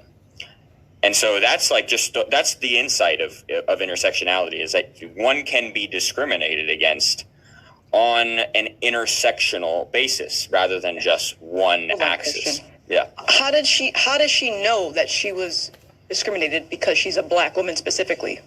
Well, I mean, that was the case that was made, right? I don't know if the case was successful, but the judge was going to throw it out. Okay. Yeah, I can't say that I could actually consider that an example of critical race theory being implemented. Christian, if you want it, looks like you want to say something. It's like a fundamental point of critical race theory, but okay. Yeah. So I want to do two things. There are two things happening in my mind right now. So I want to, Sam is correct. For Kimberly Crenshaw, intersectionality, I never thought I would say that, by the way, but Sam is correct. For Kimberly Crenshaw, intersectionality is not a grand theory. But rather, she describes it in a particular video as a lens by which we can analyze social issues. And one of the examples she uses in that video is that if a black girl is doing bad in school, these are her words, if a black girl is performing poorly in school, that should not be understood as a race problem or a gender problem, but a race and gender problem. So she's already assuming a conclusion before actually satisfying that. No. Well, in that particular, and perhaps you can explain to me as to why she's not doing that. But in that particular example, and afterwards I can see the video because it is her saying this. In that particular example, she's assuming those two qualities, the gender and the race, have necessarily an impact on that girl's performance, and that assumption necessarily omits any other factor that could be factored into that situation. That's number one. Yes? As a philosopher, right, you know how thought experiments work, right? If Kimberly Crenshaw is putting forward a thought experiment, she's saying, look, let's stipulate that here is an example, right? There's a black girl, she's struggling in school, right? There are reasons that, girls struggle in school, right? And there are reasons that black children can struggle in school. So, I mean, I think that, the fact that some of her premises went unarticulated does not mean that she's just assuming that this is the case and there couldn't be any... Sam, someone say something? No, please go on. Sorry. No, I think I got my point across. Like, the fact that she... Yeah. Can I add in? I think it's important to note, right, that one of the key parts of intersectionality is that it's not just race and it's not just gender, it's also class and like geography. It's all of these other kinds of factors. So it doesn't have to be this kind of to the exclusion of everything else approach that you seem to be sort of suggesting it is. Well, to the exclusion of everything else that may transcend identity, that's probably a more refined approach, a more refined statement than before, because you're correct. Sure, intersectionality is a wide array. In that sense, yeah. Well, intersectionality, yeah, I know it. That's the problem, Aaron. That's the problem. It's an identity theory, and it makes identity the main. Oh, yes, gothix. I'm just going to be persistent. Please. I want to circle back. I want to listen. I didn't go to college. I don't know much about all these fancy words you guys are talking about. All right, but I do want to get back to the meat and potatoes. Do you have more examples of critical race theory being implemented? Wait, didn't she say she was going to give evidence? Hold on, Sam. Before we do that, I do think Michael had a good point that we still haven't said what critical race theory is, right? We're an hour and 10 minutes in now. I also just want to note, I do think it's important to mention, Gothix, at one point there, you said you don't care about the intentions of critical race theories. You care about how their things are implemented in the world. Isn't that the exact same argument that Christian was criticizing Kendi for making earlier in this discussion? Like, isn't that an example of setting aside intent and being only concerned with consequences? Well, Gothix has. I understand Gothix as an individual and with the faculty of race embedded in her DNA has the ability to think differently.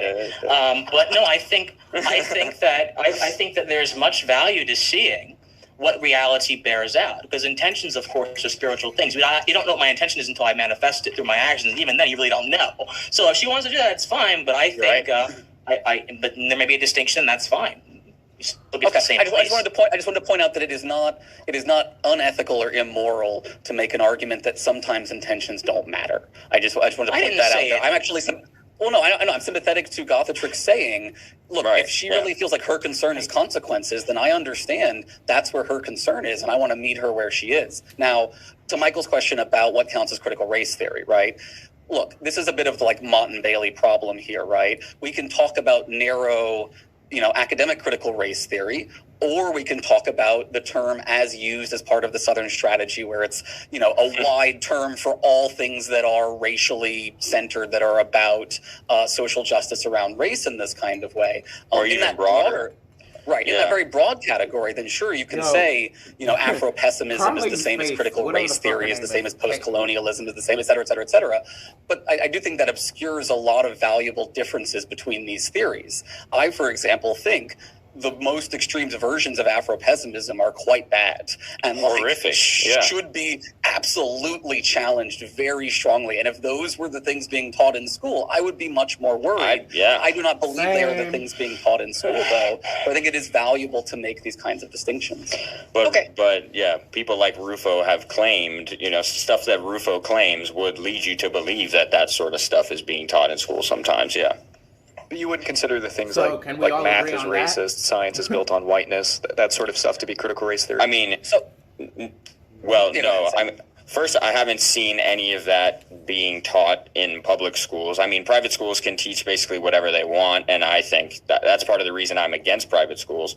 And I wouldn't deny that's could possibly have already happened at some private schools, and I would condemn that. But what can I do about that? No, I don't think that any critical race theorists are committed to the claim that science is, white is inherently white. I mean, there are social scientists who are critical race theorists. I don't think that the claim that math is inherently white or racist is a critical race theory thing. I mean, you can find people on Twitter saying that for sure. Oh, I just love and you can then James Lindsay will tell you for your entire existence that's critical race theory, but it's not. I mean, he has no evidence to back it up. Just really quick, gothix. Just really quick. The Seattle Public Schools are indeed trying to integrate, systems of power and oppression, that kind of ideologies into mathematical teaching. So it actually is a public school thing that's happening, which is one of the reasons why people are so nervous. But that's a different claim from the claim that math is inherently racist. The Seattle Public Schools and their slate of objectives seems to suggest that math plays an inherent role in the oppression of people. Okay, but that's a very different claim. Math plays a role, right? I didn't say math was racist. I did say, but I didn't say math was racist. But the idea. So the idea of racism being tied to power and being tied to privilege, which are the core claims of critical racism, racism is an exercise of institutional power, that claim is in a little bit of a differentiated form, living loudly in the prescriptions of the Seattle Public School District. Now, they may not be saying math is racist. But those conceptions predate critical race theory. People have been saying that racism is tied to power and privilege forever. Right. If critical race theory is making an argument, that doesn't matter. Critical race theory is saying that's what we're talking about right now. I mean, there are plenty of people who say that reason is the foundational value of human interaction. But if I'm discussing a particular ideology by which that idea is being expressed, that ideology is on the table, and that's what matters. So I don't care what people said before critical race theory. This is a critical race theory conversation. Gothix. Okay, so like I said, I care more about how it's being implemented than its intentions. And right now I've seen quite a lot of news footage and articles and testimonials of parents who are very upset about this critical race theory, or as you may disagree, it's not real critical race theory. So that's why I am kind of going back to this question of give me more examples, because that's what I want to... Yeah. Okay, so they gave you many examples. Two ways that this conversation can go, and maybe we should do both. One way is, we continue giving examples of what we see as legitimate critical race theory, but then we continue to avoid the stuff that you're concerned about. So maybe we should instead, talk about some of the incidents that you're concerned about, and then we can have a conversation do we support any of these things? All right, so this is a good example. Do you want to... Yeah, sorry, and I just want to say, this thing about science being racist or something like that, the catchphrase term, right? This, I think, is very much more connected to post-colonial theory, which does influence critical race theory. And I think you can, what you want to some people are using the phrase wrong, I think. I think it's bad when people just say science is racist. What I think they should say is science has been used to reinforce and justify racial systems and other systems of inequality for at least several hundred years now. And there's really good... That is true. Sort of Scientific racism, work. I remember? can suggest books like Learning to Divide the World and The Gods of the Upper Air are two really great books about the history of like anthropology, geography, all of these things that were part of this system of colonial knowledge production that was about justifying inequality as being natural, as being a valuable part of the world. So I just wanted to sort of add that in there. Now, an example, and I'll let you go, Gothix, an example that you cited Carlin in your communism video as an example of critical race theory run amok was the example of Virginia schools eliminating accelerated math, right? I'm curious, have you all since learned that that was a thoroughly discredited story that was discredited prior to y'all making your videos? Okay. Or do you disagree that it's a discredited story? Or the reason I bring this up, Christian, is because Gothix's evidence that there is a problem is my evidence that there's a moral panic, which is that a bunch of people are really worked up about something that I don't think is as severe a problem as they think it is. And the reason that's is what there are a lot I'm of saying. false positives running around that are not getting corrected. That's my question. I have got to respond to this, Gothic. So, Aaron, contained in your Christian, keep responding, keep interrupting Gothic. Academically humble need to be handled in two different ways. Yeah, and I was hoping to address both. Hold on. One is that there is a moral panic, and the other is that y'all, us, are contributing to the moral panic, and yet you simply cite one of Carlin's videos. Now, if there are my videos who are contributing to this panic, you haven't contained it in your contention. So it's probably epistemically humble for you to try to divvy out and understand that we're all individuals here. Carlin, me, and Gothix are all individuals, and we all have different approaches of analyzing the role of critical race theory in society. So I think that it's wrong to use, especially like using the anecdote, to say there's a broad moral panic, when in all reality, we haven't even heard Carlin's Okay, so facts don't care about your feelings. I agree with what he said. There is a broad moral panic. That is advantageous in an argument, but not advantageous to finding the truth. There is a broad moral panic. Don't listen to Christian. Wanted to bring up He's just triggered.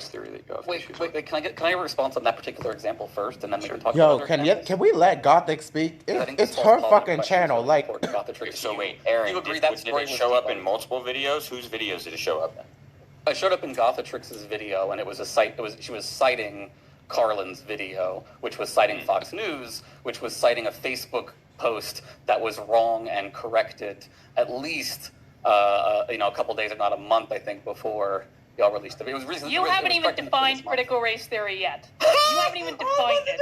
So I'm not going to be in the business of defending anything when you haven't defined it. Gothix, do you she's want triggered. Triggered. I just want to keep circling back to examples. Again, I don't care about the implementation. I don't care where it originated from. I just want to know. Wait. Yes, we have an example here. I mean, can you explain how it's linked to communism? Like, trying to work on the ways in which tracking of students can produce unethical outcomes. And they're not getting rid of those programs, but they're trying to make them more accessible and make the understanding. And also, I think, from what I looked at, the main change was they wanted to provide them different alternative kinds of math besides like calculus that might be more functional for them in the real world, that they might actually use like statistical analysis for dealing with things like conspiracy theories, right? So, I think it's really important that we talk about examples. Does that seem to you like a functional good example rather than sort of, okay, but why not? I'm curious. I'm still trying to figure out what the hell is critical race theory, because my question too, Gothix. My question too. I'm not understanding. I don't know if maybe I don't know. Can I go? Because I think I have an answer that will be satisfying. Okay. Pay attention. So critical race theory. Again, the whole point is to let's go bigger picture. This is the way that Charles Mills, my professor, phrases it, is that there's like two tasks here for critical race theorists, right? And what they number one is to sort of investigate and to basically assess the role that the ideology and then the political system of white supremacy over the past, say, 500 years has had in shaping the modern world, right? And so looking at racism, but not only on the level of interpersonal bias and discrimination, but on the level of ideology, of legal, of like sort of how race has been codified into law, but also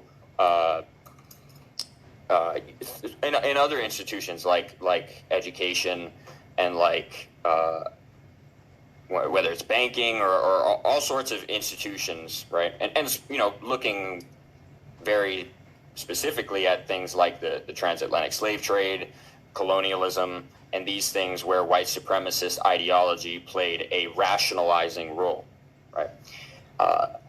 And so that's the first part. That's just the first thing that critical race theorists want to do is to look at and see how white supremacy has shaped the world and how it continues to be relevant today, if it does.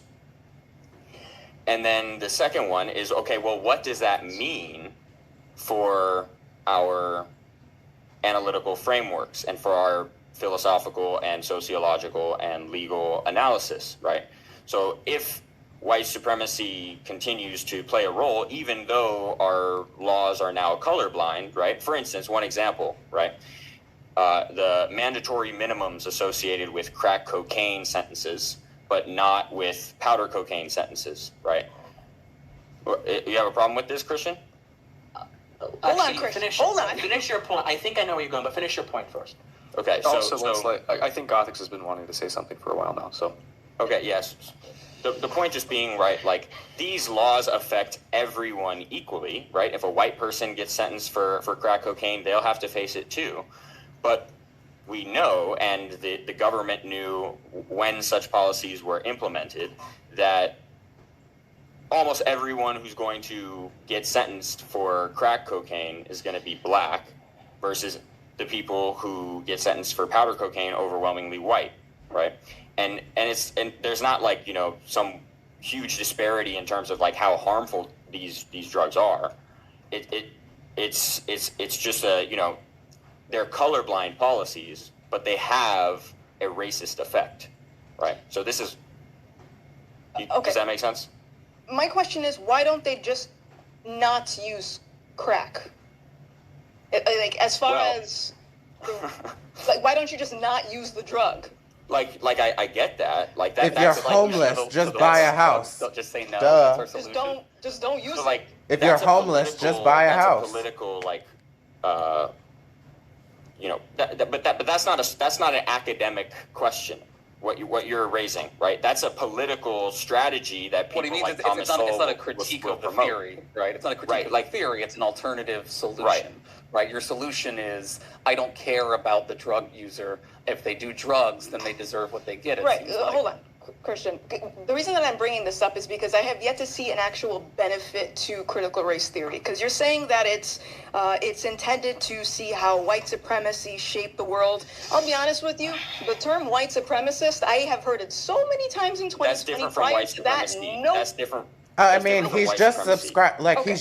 he was describing critical race theory. He was I describing still it. don't see a benefit to critical race theory. I have not heard something yet.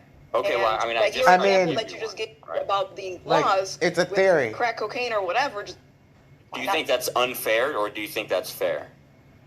no, it's not fair. But let's get to the root of the problem.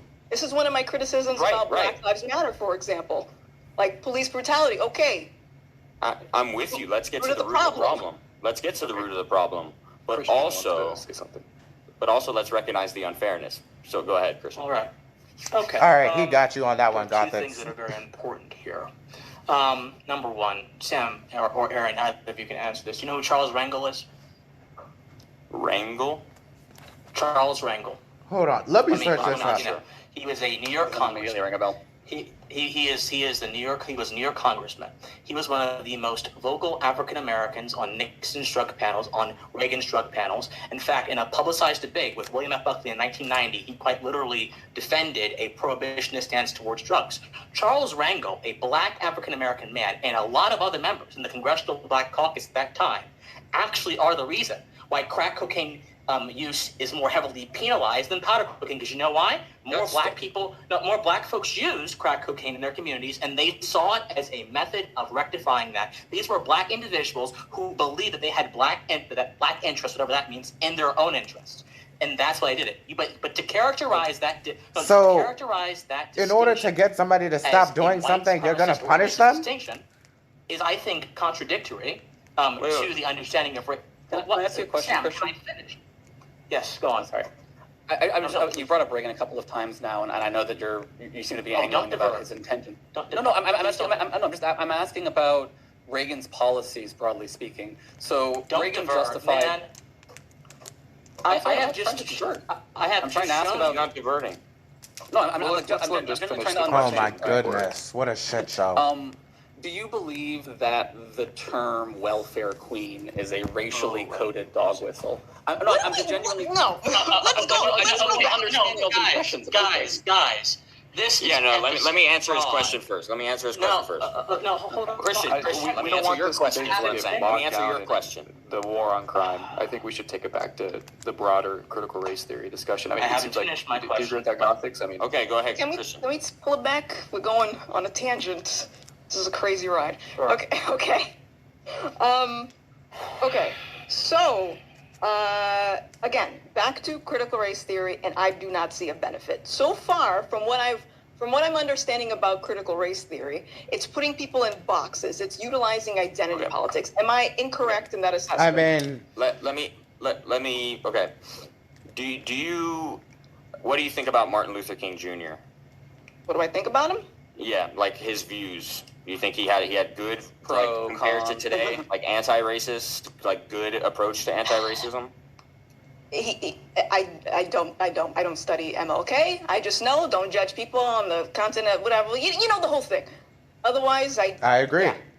Okay, because I think one of the ways that I was going to, if I were to have a longer chance to elaborate upon what critical race theory is and what a lot of critical race theorists believe, I was actually going to bring in several Martin Luther King Jr. quotes, because I think that actually in many ways critical race theorists are an extension of his approach to combating racism. Okay, I'm going to stop you right there. He's passed away a long time ago, and we can't go back in the past. So we got to work with like right here. So I think we're going back. Did you hear what I said? We're talking about a theory that was invented when he was alive.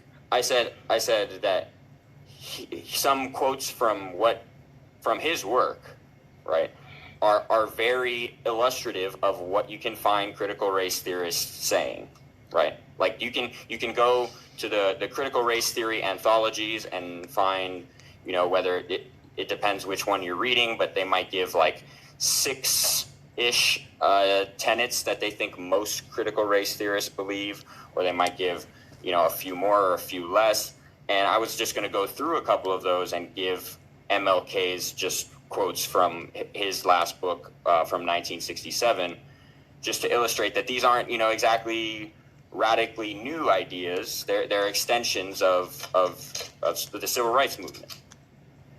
So one of the things is the rejection of the idea that we've made linear, steady progress on race relations in the United States, that it's just a sort of straight line of improvement. So according to Martin Luther King, he says, ever since the birth of our nation, white America has had a schizophrenic personality on the question of race.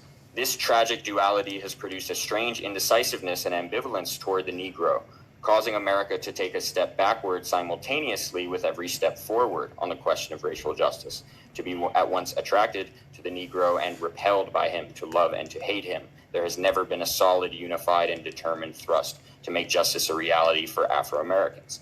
And I think that's, there's a lot of evidence for that, but that contradicts the sort of the mainstream American narrative of racial progress in this country that at least I was taught in school as a kid. Another one, a crucial one of critical race theory: racism is ordinary, not aberrational.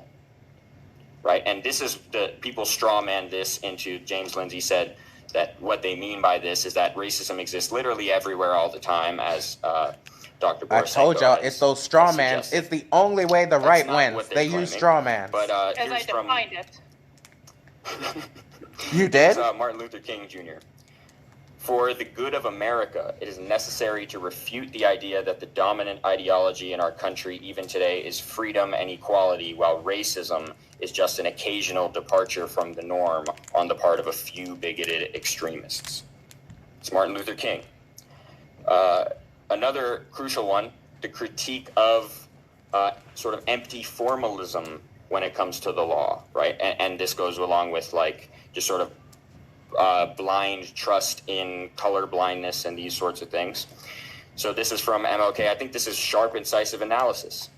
He says, just as an ambivalent nation freed the slaves a century ago with no plan or program to make their freedom meaningful, the still ambivalent nation in 1954 declared school segregation unconstitutional with no plan or program to make integration real. Just as the Congress passed a civil rights bill in 1868 and refused to enforce it, the Congress passed a civil rights bill in 1964 and to this day has failed to enforce it in all its dimensions. This is 1967. Just as the 15th Amendment in 1870 proclaimed Negro suffrage, only to permit its de facto withdrawal in half the nation, so in 1965 the Voting Rights Law was passed and then permitted to languish with only fractional and half-hearted implementation. So illustrating how, a lot of people think that once these civil rights, landmark civil rights legislation had been passed, therefore we sort of got over the hump and there's no more systemic racism or institutional racism in the United States. He's saying, no, look, let's take a closer look here and see the ways in which, these very important improvements have fallen short. Can I just jump in with one more quote to add to the list, and then y'all can respond to all of it? Absolutely. But this is one of my favorite quotes from MLK, from Letter from a Birmingham Jail, right, where he says, I have reached the regrettable conclusion. I must make two honest confessions to you, my Christians and Jewish brothers. First, I must confess that over the past few years, I've been gravely disappointed with the white moderate. I've almost reached the regrettable conclusion that the Negro's greatest stumbling block in his stride towards freedom is not white citizens' counselors or the Ku Klux Klanner, but the white moderate, who is more devoted to order than to justice, who prefers a negative peace, which is the absence of tension, to a positive peace, which is the presence of justice, who constantly says, I agree with you in the goal you seek, but I cannot agree with your methods of direct action, who paternalistically believes he can set the timetable for another man's freedom, who lives by a mythical conception of time, and who constantly advises the Negro to wait for a more convenient season. Shallow understanding from people of goodwill is more frustrating than absolute misunderstanding from people of ill will. I just want to point that out because I think people have this misconception that MLK doesn't call out white people. He absolutely calls out white people, right, for having really bad politics that are harming black people. Okay, so Carolyn has said in chat that she has to leave in 10 minutes, so if she wants to give one of her final words on this, and then we can go to Gothix. Does that sound fine? Yeah, I'll actually speak directly to this point. So Robin DiAngelo's next book is literally about the topic that you're talking about right now. And so to say that Robin DiAngelo is not on critical race theory, she's literally writing a book, or has already written a book, targeted specifically at white liberals, telling them they're not doing enough. If we want to talk about how critical race theory is related to Martin Luther King Jr., we can talk about the fact that the critical race theorists don't think that Martin Luther King Jr. went far enough. So after he died, because gothix already pointed out that he is dead and no longer able to comment on the issue. I think we all know that. Oh, no. Don't think that they can continue his legacy. That is what they're doing now, and they completely perverted the entire thing in the process. What I am most interested in is how this is impacting real people every day. I can talk to you about Aaron Keinsvatter, the professor at UVM, one of the nicest, most liberal white men that you will ever meet in your life, who is going to work sick to his stomach every single day because his university has integrated critical race theory across every single part of the institution, forcing white people to keep their... Yeah, Sam.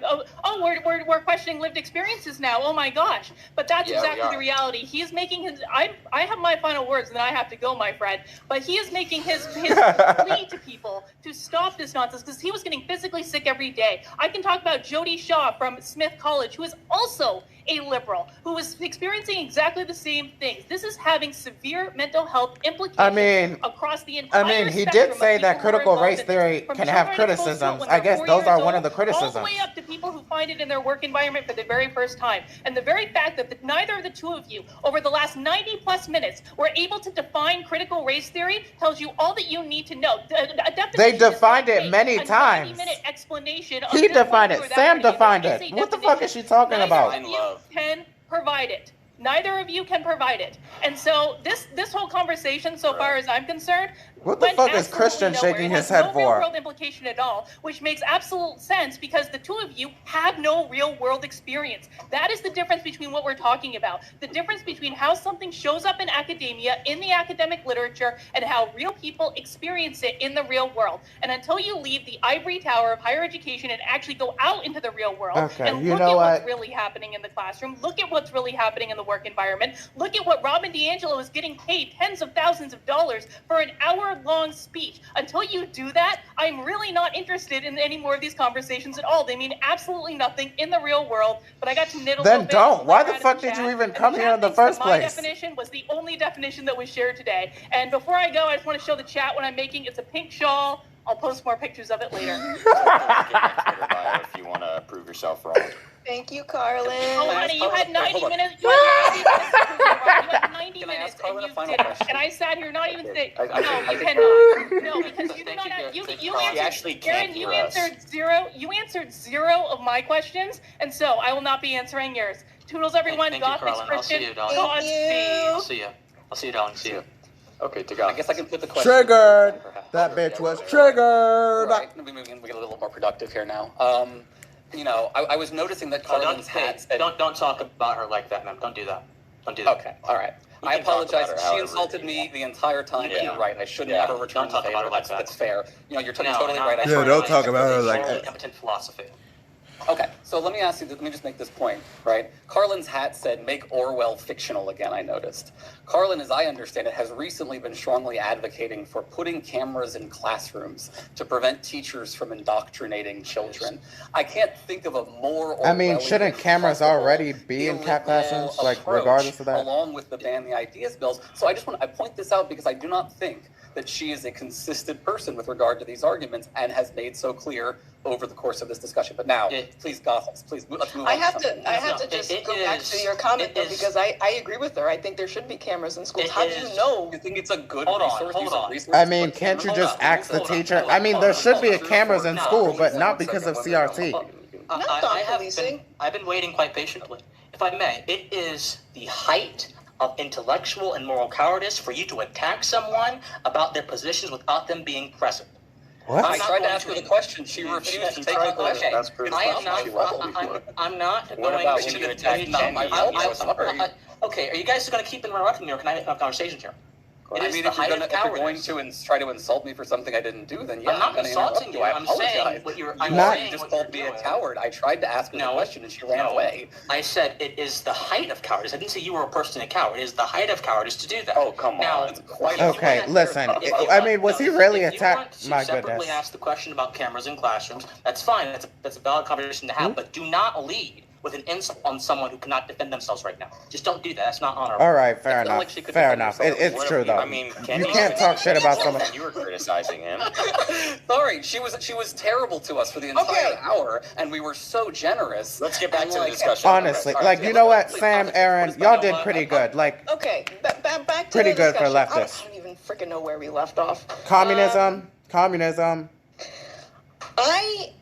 Okay, so just to re-clarify, I have seen ample amounts of critical race theory that may not be critical race theory, and you two seem to be struggling to give me real-world examples of how it's currently being implemented. That's what I care about. Let me clarify something. Right. All right.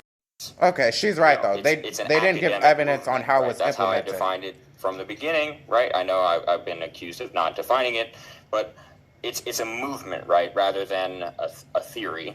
these are scholars who have similar goals and who tackle similar questions, right? So I don't know then what that would look like in terms of applied in the real world, because it's academic scholarship. Like it's not designed to be implemented in K through 12 schools. The stuff that you're seeing in K through 12 schools is different. It's different. I agree with you, but I also think we can give some more concrete examples, right? So to go back to your example of the woman being fired, right, or not being hired because she was at that intersection, right? So a basic application of this would be pass a rule that says people can bring suits against a company for discrimination on the basis of intersectional identity and not just discrete identities like black or female. And I believe that's what Crenshaw did, Right, exactly. It wasn't possible prior to this theory. Now it's possible. That is a benefit to all individuals, because all individuals exist at the intersections of these different identities, and so they can better address when they are being treated unfairly. That's just I can't imagine a clearer, more concrete application than that. Okay, Christian, do you want to go? Yes. I don't think I have a rebuttal, because I don't think you guys are answering my question. No. Can you explain why not? I'm just really confused at this point, because it seems like a very concrete example. I find it concerning that you're advocating for a theory, and we know what theory is, that you can't give me concrete examples of how it's being applied.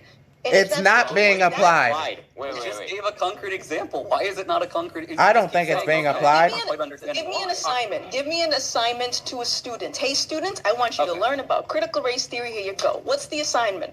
So okay, she has a point. Gothix has a point. Map out different kinds of identity intersections that you have as part of your identity, and observe ways in which you may have been treated differently because you are both gay and black, as opposed to just black, for example. That would be a concrete classroom activity that you could do. They wouldn't specify which ones to right? Like Aaron is riffing, yeah. Right. I'm giving as concrete an example as I can here. Okay. So here, let me give another one, if I may.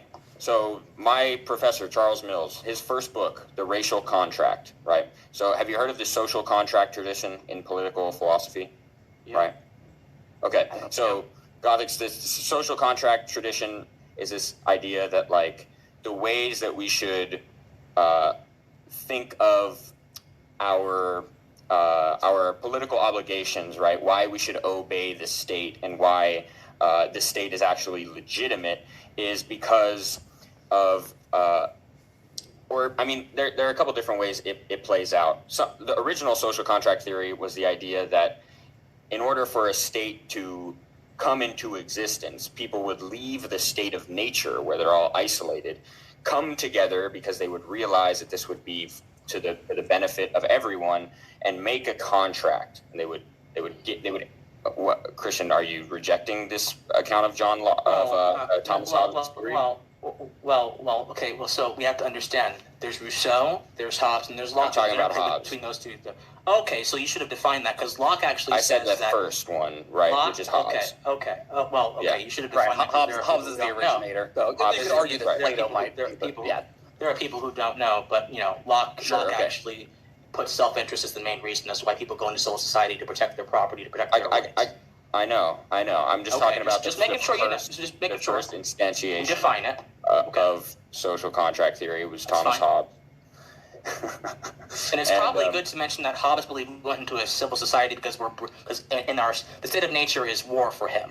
For Hobbes, our natural state is war. I don't think we need to get too derailed into. Yeah, this is not philosophy. No, this is very important stuff. If he's going to use the theory, people should understand the theory. This is very important stuff.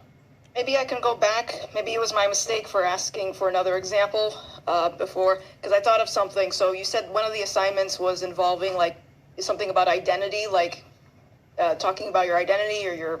Mm-hmm. Can you? Okay. So like analyzing. So like gothix. What is your identity made up of? Right. Do you identify as black? No. You don't identify. Do you identify as a woman? No, I'm a human. So you don't identify with any descriptors beyond human? No. All right, that was a good answer. I would find that to be a very interesting lived experience, and I would be curious to know a lot more about it because it is very alien to the kind of lived experiences that I have experienced myself or heard from other human beings. So please tell me about how being just a human works. Okay, cool. So actually in the reverse, because if we're looking at specific descriptors of identity like black, gay, whatever, does that mean that those descriptors somehow speak to your life experience? So they can, they won't necessitate your experience, right? But they are likely to be contributing factors in the way that your experience goes. So if you are the way a that black people person, treat you, right? Yeah, right, people if you're a might black treat you person for in America, right? There's statistical evidence that you are more likely to suffer physical violence or escalation from a police officer. This is, by the way, for folks who are curious, this is from the Roland Fryer study of violence and racial policing that was very popular amongst the anti-woke because the headline was there's no disparity amongst shootings, but the bottom line was there's a bunch of systemic racial disparity at every other level of policing.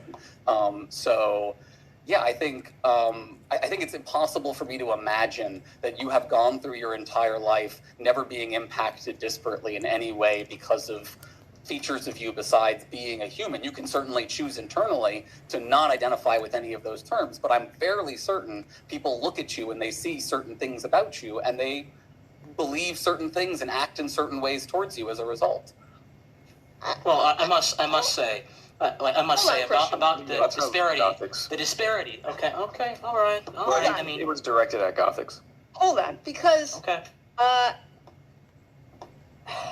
okay, so I have a little bit of I think I'm getting a little I'm curious why I have two white men suggesting to a black woman that my identity should have something to correlate with my experience. That to me, that seems a little bit racist. It seems a little bit. I mean, they had statistical, didn't she? Remember when she reacted to that video saying facts aren't racist? Well, he gave you facts for why that facts aren't racist. I bet you've experienced this, right? But that's not the claim. All right, and so you brought up, like, for example, the statistic data of police shootings and stuff like that. It was a probabilistic claim, right? It was a claim about your statistical likelihood. Right. Okay, but there's more to that data, like, why are they committing crimes? Are they committing crimes? Are they getting shot because they're in proximity of violent areas? Things like that. Fryer controls for all of those concerns in his study. He deliberately tries to prove that this is not what he calls statistical discrimination. And what he finds is there is discrimination that goes beyond statistical discrimination when it comes to the application of violence against marginalized individuals, especially people of color. Okay, I have a problem, first of all, calling it marginalized because that is so self-deprecating. And how is it deprecating? In the black community, there is an issue. Now you're doing critical race theory. Now you're doing the asset model. Hold on. Let her finish. Let her finish. Issue with victimhood that plagues Black America, and so far, I mean, is it really? That kind of play into this victimhood mindset. And that's why I keep asking for real life examples of how it's being applied. Like, what does that have to do with victimhood mindset? Okay. You're talking about CRT. Interject here? Go for it. Because we've given you multiple examples, and it just seems that you aren't satisfied with them. And so I think this is why I want to go back to my earlier question is, like, are you sure that what you're really interested in is critical race theory per se, like actual academic critical race theory, or do you want to talk about the stuff that you are seeing that is being called critical race theory that you have serious objections to, and we can talk about whether we agree with you on those? Wait, didn't she already say that? Christian, go ahead and take it. Woo! Think. Finally, Mike. Jesus Lord. Did she just leave? Richard to be so. Did she just leave? Anyway, so I think that it is intellectually disingenuous for you to use the disparities in policing as a method by which to establish that there is a racial issue going on in American systems. Perhaps there are other good definitions Sam, the faces, no need to She's have. back. Perhaps there are other scenarios, definitions by which you can establish this fact, but policing is not one of them. Why do I say this?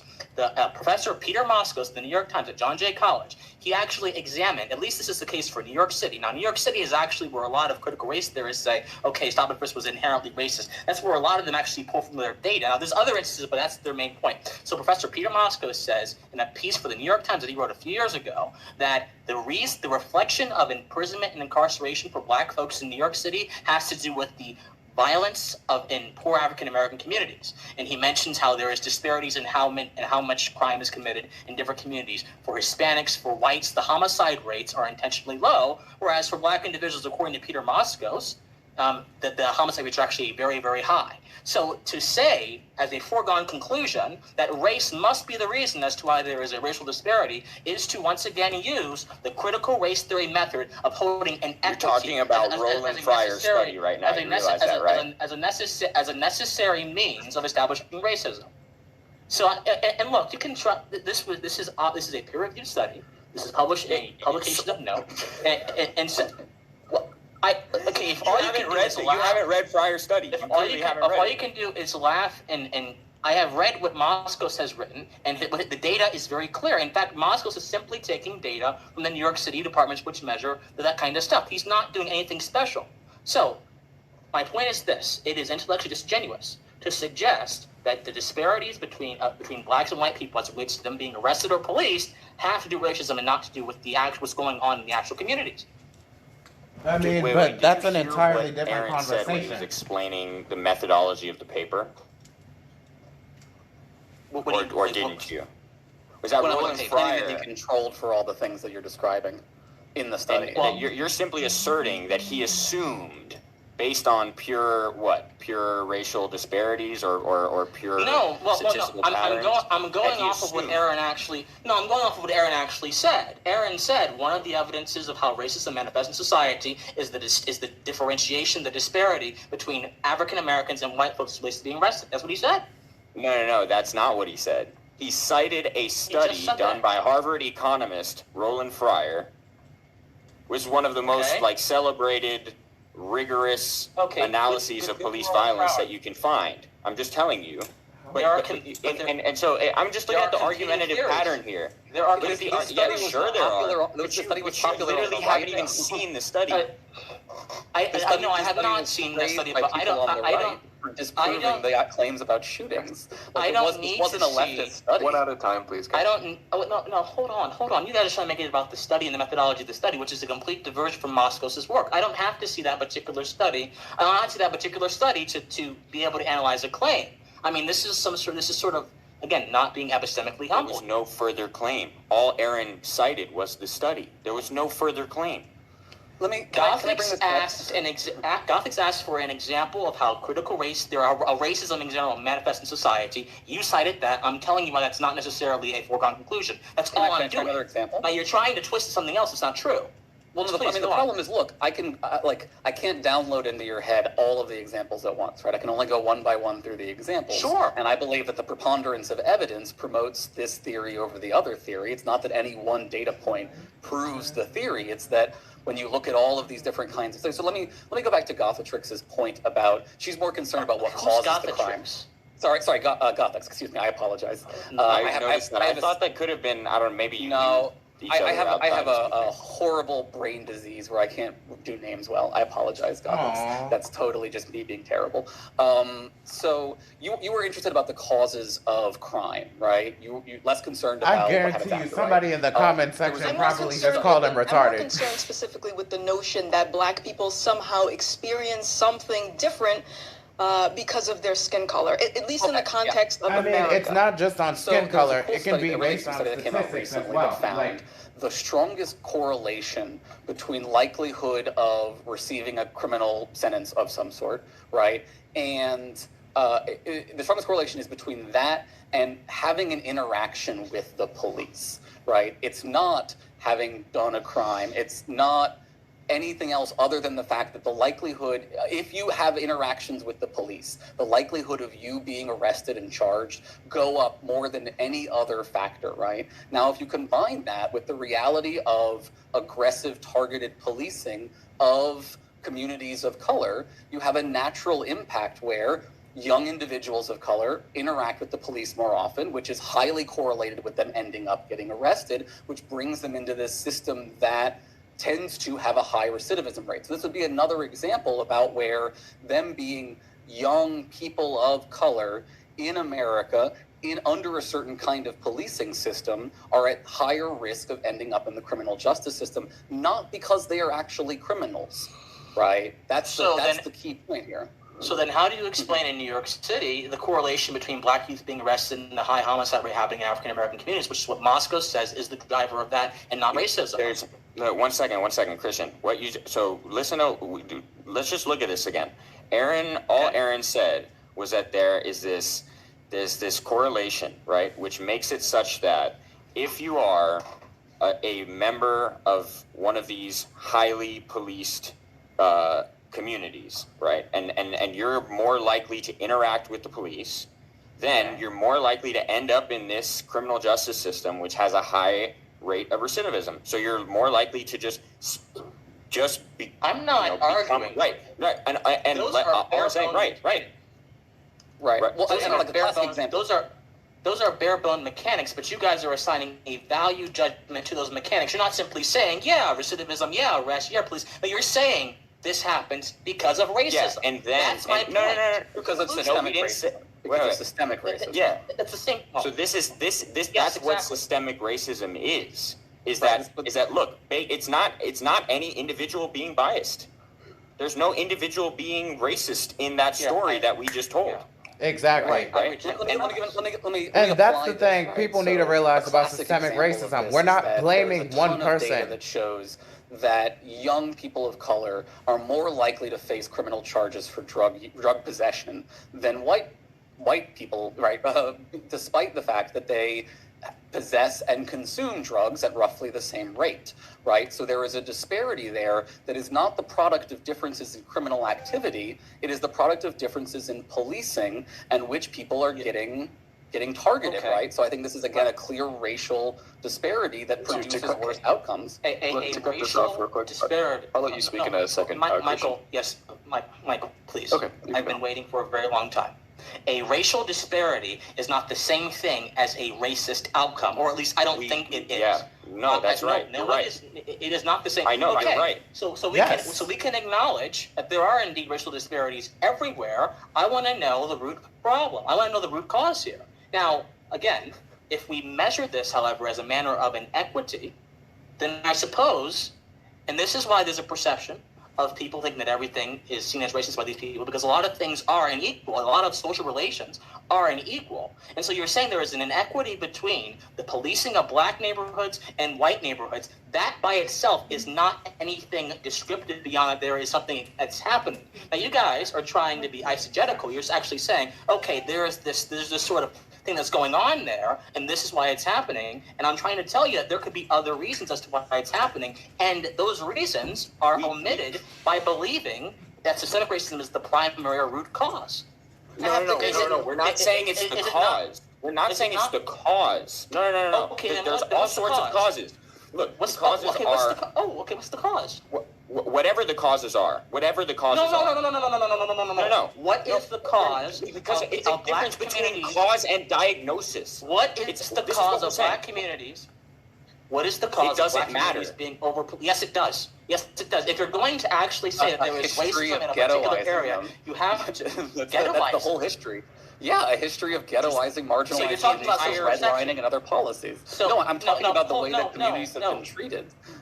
It's a colonial project. That's the whole. And this is the problem of authority. No, look at the problem with post-colonialism. It reduces every single disparity to a colonial cause. By the way, all these channels you see popping up here, subscribe. Wait. Here's the problem.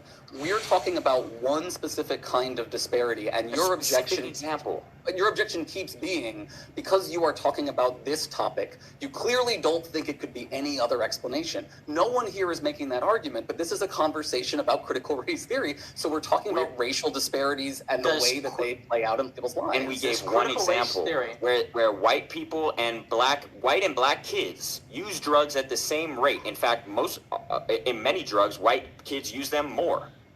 and yet their arrest rates are different. Okay, and you know what? I think when you have people like Chuck Rangel and the entire CBC in the 70s saying, let's target this particular drug for a particular area. Hey. That's still fine.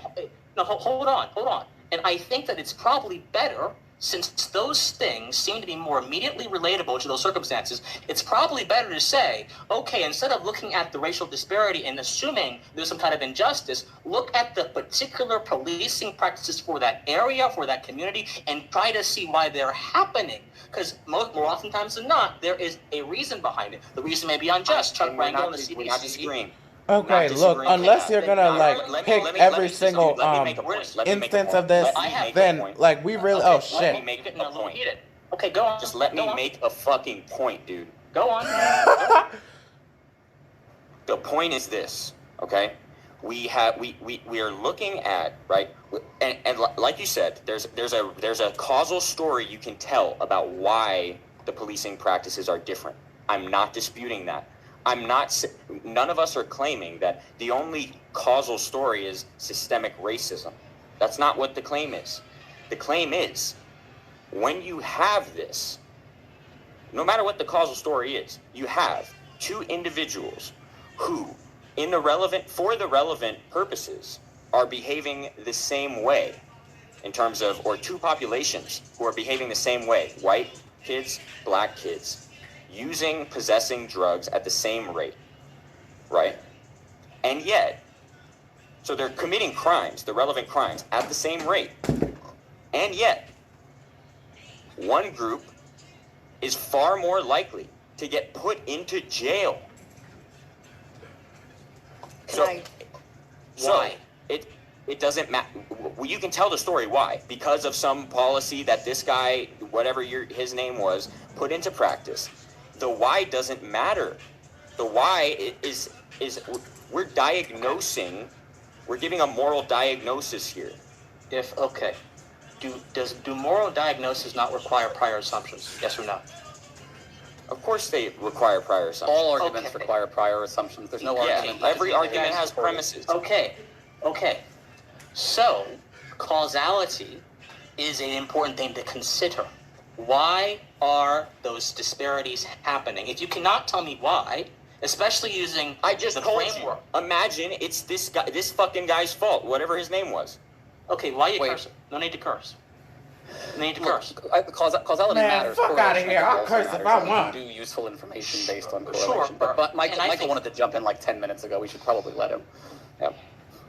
I mean, I was just going to say that it's not clear what is being meant by racism. If you're taking racism to mean discrimination, then the causality discussion is going to be very important, and it'll go to the distinction of disparity versus discrimination. And it seems like that's what Christian's trying to point out. And so that you guys have already gone down that line. It's like 10 minutes away that I wanted to point that out, but yeah. But if you could tie it back to, I mean, I agree with Aaron when he points out that, you know, even if the police brutality issue doesn't end up being conclusive, there's a multitude of potential arguments that critical race theorists have in their arsenal. It doesn't seem to be that preposterous of a claim that there might be certain systemic things that make black people have higher rates to experience genuine discrimination. Maybe not. I'm not saying any way or the other, but I think it'd be productive for this discussion if we didn't get bogged down into a debate about police brutality statistics and we focus more on just the broader question of are we engaging in critical race theory when we're considering questions like that about, you know what, he's right too. Like, this was about critical race theory, like or is there something unique about critical race theory, perhaps a claim that all black people experience that or something like that? Yeah, I just wanted to say something. Critical race theory seems to suggest a particular answer as it relates to causality. How? That's premising. So if critical race theory suggests... What? I was attacked for never defining critical race theory. You haven't even offered a definition. Okay, I can offer you Crenshaw's definition. It is basically, I mean, unless you have a better definition. In fact, actually, no. Why don't you offer one? Since this entire conversation has been us going around in circles, why don't you offer one? What is critical race theory's core assumptions? And how do those manifest as who's he talking to? public policy? Sam already said what it was. Is he talking to Aaron? Is he talking to Aaron? So if you want Crenshaw's definition, what she states is that there's no canonical set of doctrines to which we all subscribe.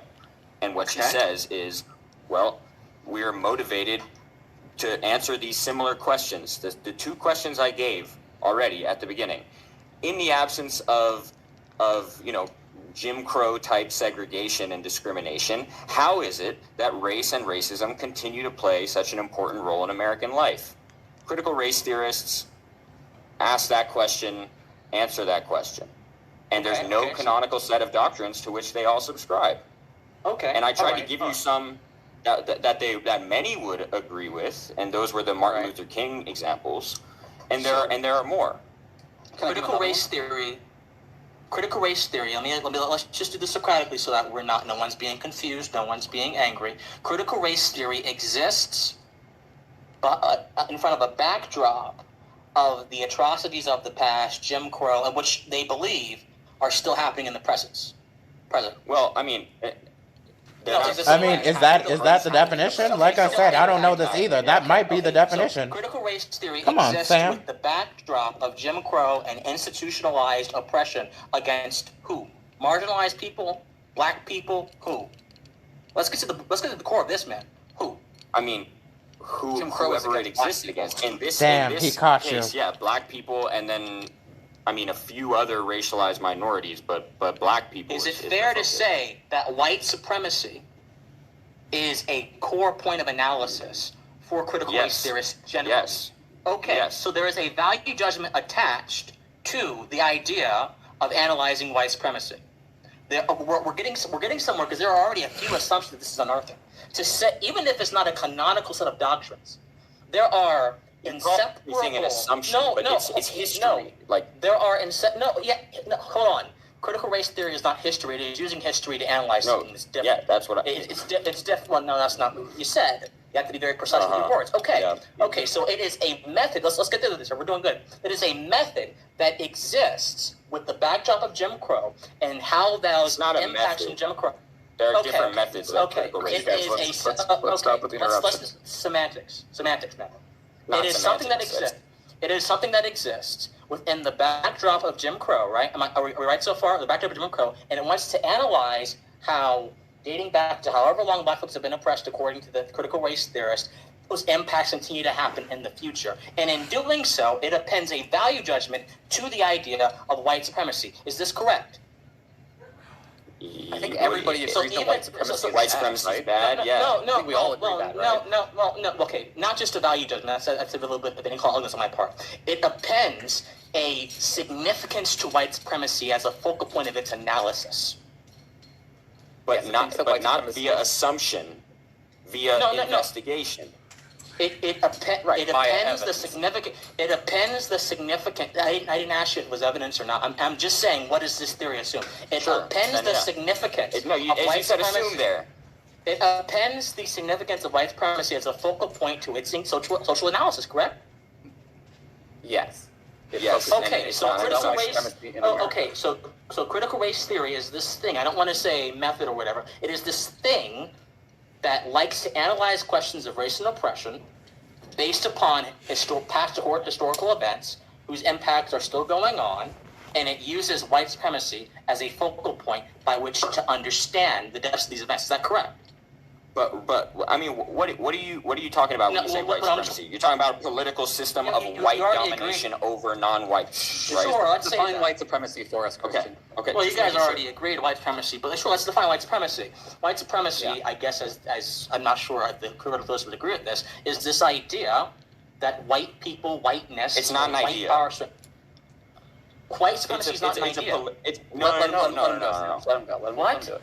Well, no. You guys are wanting to interrupt every single. What? I'm trying to divvy this out because we're not going to get anywhere unless we understand what the heck we're talking about here. And this is the philosopher's duty. We don't want to get into a Euthyphro problem where we're saying all kind of things. Okay. Please. All right. What do you mean by white supremacy? Okay. What I mean by white supremacy. Well, actually. Been 3 hours now. By that, because my definition doesn't matter, because I'm trying to understand the ideology, the method, the movement, whatever it is, as it is. So my definition doesn't matter. I'm trying to approach this in the conceptual realm. We're getting down to the physical realm very soon. So white supremacy is the idea. Yo, let me see some of these comments. Okay. White supremacy is the idea. Does this man not know white supremacy? In the halls of power and domination, for a very long time, white folks have ruled against black folks through racist means to keep them oppressed, or at least the white elite in those particular structures have done that, correct? In this, of course, this idea, or ideas of how whiteness is a social currency and how, whiteness and things of that sort, meld with our actions sometimes. People want to be white adjacent, so they may not necessarily recognize. I can't watch any more of this clown Christian. Gothix, please pick someone capable of actually debating without clutching his pearls. Okay, so this in is token not just indication. Without any definition. Critical race kind of idea. A method, rather, that uses a just like Antifa, it's just a idea. And it uses a backdrop. I mean, yeah. In fact, to get to certain conclusions. This is a method. Variable. This is a method. Yes. You're adding a lot of terms in here that are very specialized, and I don't think it helps with the understanding. Is this incorrect, though? I mean, we're because trying you to used a bunch of terms that were not helpful. But I mean, let's come back to the I feel like it's better to stay in the concrete, and I think that. Okay, so hold on. First, we didn't define critical race theory enough. Now, when we try to define it philosophically, we're being too abstract. I wanted to give an example of white supremacy that would help clarify the definition. But that is secondary to the definition. Okay, go on. I just think that we generally agree with you. Sorry, Gothix, you go ahead. No, I'm just holding on to an idea ages ago, and I wanted to circle back to it again. Let's do it. Okay, so you guys had an example of like the police shootings, for example, and two people, one race getting a less sentencing, stuff like that, right? Yeah. Wait. Shootings? I don't think we were talking about shootings. You mentioned like an example. I don't really remember. Are you talking about the crack and the cocaine, or what are you talking about? No, you're talking about the Fryer study and the police violence. The police violence. Yeah. Yo, I forgot about that too. Violence. It's been so long. Like. This is my issue with critical race theory, is that it's this blanket solution to a problem that I don't even think it exists, and I haven't had an example of that. Now this is my issue, is that with critical race theory, it's not addressing the root problem, because you said that. Sorry, I got a fan going right now. You said that certain people get like. Can you repeat yourself again? What did you say? I should have let them know for that. Different people experience, probabilistic outcomes because of their intersecting identities. Even I forgot. Some people are more likely to experience police violence in virtue of being a particular, of an ethnic group or a racial group. Yeah. Okay, so, God. So what I want to know is, why are we not... Whenever I have these conversations, nobody ever mentions culture is my problem. Oh my God. It doesn't seem like we talk about statistics, but why are those things happening? And you guys said that those things don't matter. So, okay, so what does she mean by culture? I know what she means, but stuff that I was discussing earlier, right? They draw heavily on folks like Bourdieu, who's a critical theorist, but who presents theories for why these sort of disparities persist and why culture reproduces these disparate outcomes in various kinds of ways, which can include analysis of the cultures of race and culture are two completely separate things. I agree. Reinforcing these kinds of what good point got this? Somebody said good point got this. For instance, another example. Gang culture, they're killing each other in droves. Okay, listen, gang culture is really just anybody can have gang culture, okay? Thanks, Obama. Certain Asian immigrant populations. Let's see, there's nothing cultural. Cancel culture theory. Critical culture theory. What the fuck? The white median in the United States, right? And if you look closer at the data, it pretty much all has to do with how recently the family has immigrated into the United States, right? Recent immigrants make more money than the children of those immigrants make less, and then by the time you get to the third generation, I think it is, the disparity between those Asians, how much money those Asians end up making, and then the average white person whose family's been here for several generations is gone. And that's a cultural thing, right? Your immigration culture, that you carry a certain set of values with you as an immigrant. Like, is he defining culture or? Because I think she was talking about black culture. I want to jump in with like, can we get into black culture? And ties Christians' questions about white supremacy to gothix's concerns about how this plays out in the world. So Derek Bell is another very, genuine, right in the middle critical race theorist. Yo, I agree. One of them said they keep dropping all these, obscure names. And, who the fuck is Derek Bell? Whatever the fuck you just said. That social progress for marginalized, for racial groups, only occurs when the interest of the white majority converges with the interests of those marginalized groups. This is a fairly straightforward claim that is quite testable about, when do you have successful instances of cultural change versus when do you have those those situations resisted or potentially shut down. And that interest convergence, is indicative of the white supremacy problem that, because the white majority has vastly disparate amounts of power, it's really up to them when change happens. Okay. Just in terms of wait, what did you just say? Lots of reasons. The terms that animate your propositions, white majority, black minority, all these terms are simple abstractions. And apparently I'm speaking a little bit too complex according to Sam, although I think most folks understand me. So I'll just say this. Abstractions are simply broad concepts that don't always have a particular footing in reality. So those two concepts do not take into... No, you can laugh all you want, but this is the truth, my brother. No, it's funny that you claim... What was so funny about what he said? Those two concepts, the white majority, black minority, are fundamentally useless because interests are fundamentally an individual thing, and those two concepts reject the fact that to have interests, to have values, you have to start at the individual. So it's absolutely useless. No, even amongst propositions, even amongst propositions, can I please finish? Look. You guys, I'm starting with the premise. Sorry, it's just not clear when you're ever done. I'm trying to work. Well, what I'm saying is, saying the white majority, the black minority, and assuming that both of them have unified interests is nonsense. Or at least not what I'm saying. Assuming that they have unified interests. They all have the same. We're trained to hate our people. What? Well, we got to stop putting words in our mouths, right? That's the problem. Finish your statement. Go, Christian. These guys are a joke. White privilege is only talking about white groups. Sam stops freaking interrupting. That mentioned white Stop silencing black voices. Group interest are, in my Sam. opinion, fundamentally meaningless because they reject the very real, concrete, and individual relationships that establish. Michael is a trash moderator. Y'all leave Michael alone. We're going to go to natural law theorist. Imre Vital says all interests start with the individual self-love of the human being, and those go towards social interests with whom on a contract basis. These things are not necessarily predicated upon race. When you say white majority or black majority, you talk about interest in those contexts, you are assigning those interests a value judgment of race. This may seem like... No! Yes, you are. Yes, you are. You're describing who has those interests. We're describing how. Let me be clear. Okay, right? You can absolutely have conversations about the way that groups are statistically impacted and the way that large groups behave. Wait. Let me finish. Right?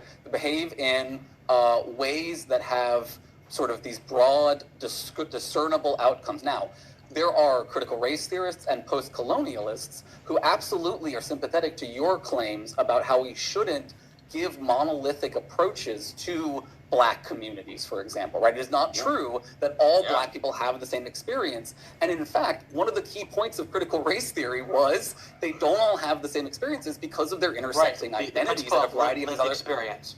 Right. And because of a lot of other lived experience. So what I'm saying is, right, rather than trying to create a monolithic essentializing narrative for these groups, critical race theory and these other theories that you seem opposed to are very much against that and are working very hard to question those monolithic approaches and those monolithic essentializing narratives. They give descriptive policies to the terms. We're going to transition after this to the Q&A for the chat. So if you guys want to give a closing, you can both give a closing response on this topic. I'll close off very quickly with this. Critical race theorists treat racial terms as descriptive. They think there are certain descriptions to whiteness, there are certain descriptions to blackness, there are certain qualities these things need to be taken up. Yes, for whiteness. And this is, I'm just using examples like Sean King who thinks that whiteness is the greatest of the black people. There are descriptions. Fake woke white guys. You think these white guys are woke? These two libs are the real racists. Is an idea that exists in the seems like you guys are triggered. Description, rather than actually being treated as it should be, as a phenotypical, meaningless term. Gothix is based. They're triggered. With the inherent worth, quality, or actions of someone. But of course, this is the idea of white privilege. That there is some sort of descriptive quality to the fact that you're white. And so, regardless of anything, I think that's a very wrong way to treat things that are in reality not really descriptive and are given social significance by society. And I think critical race theorists would agree on that somewhat, but they would still go ahead and go on to define those things as being significant inherently, given the categories of oppression and the systems of oppression that apparently plague American society. So, anyway, to close off, I don't want individuals to think that this debate wasn't productive. I think this was actually a really productive debate because I think we have shown just how treacherous it is to wade into the waters of an ideology or of a movement that can't really tell me why it's valuable to me, why it's valuable to logic, why it's valuable to reason, why it's valuable to black folks. No, I'm serious. Because if we have not been able to establish a concrete definition of critical race theory, when I tried they gave you some definitions of it, maybe not concrete. No, when I tried to establish definition through Socratic teasing, the two gentlemen up there decided that it was getting too abstract and too I gave you a definition. No. You told me you gave me a description, brother. You told me that critical race theory is description and definition aren't the same thing? A description does not necessarily have a I told you what the movement said. I'm sorry, but has the term has the definition, pun intended, the definition of the term description changed? He gave you a description. No, sir. Hold on, let me see these dumbass comments. Right? There's no reason to do this. Right? Sure, absolutely. Go ahead. You said it was a movement. If America is so racist, maybe immigration isn't a good idea. Somebody's been listening to that bitch nigga Tom McDonald. Ron McDonald. I don't even know what the fuck his name is. Sam is a liar. Triggered. Like this in the future, and yeah, that's my closing. Gothix? Okay. If you want to give a closing statement, Aaron and Sam.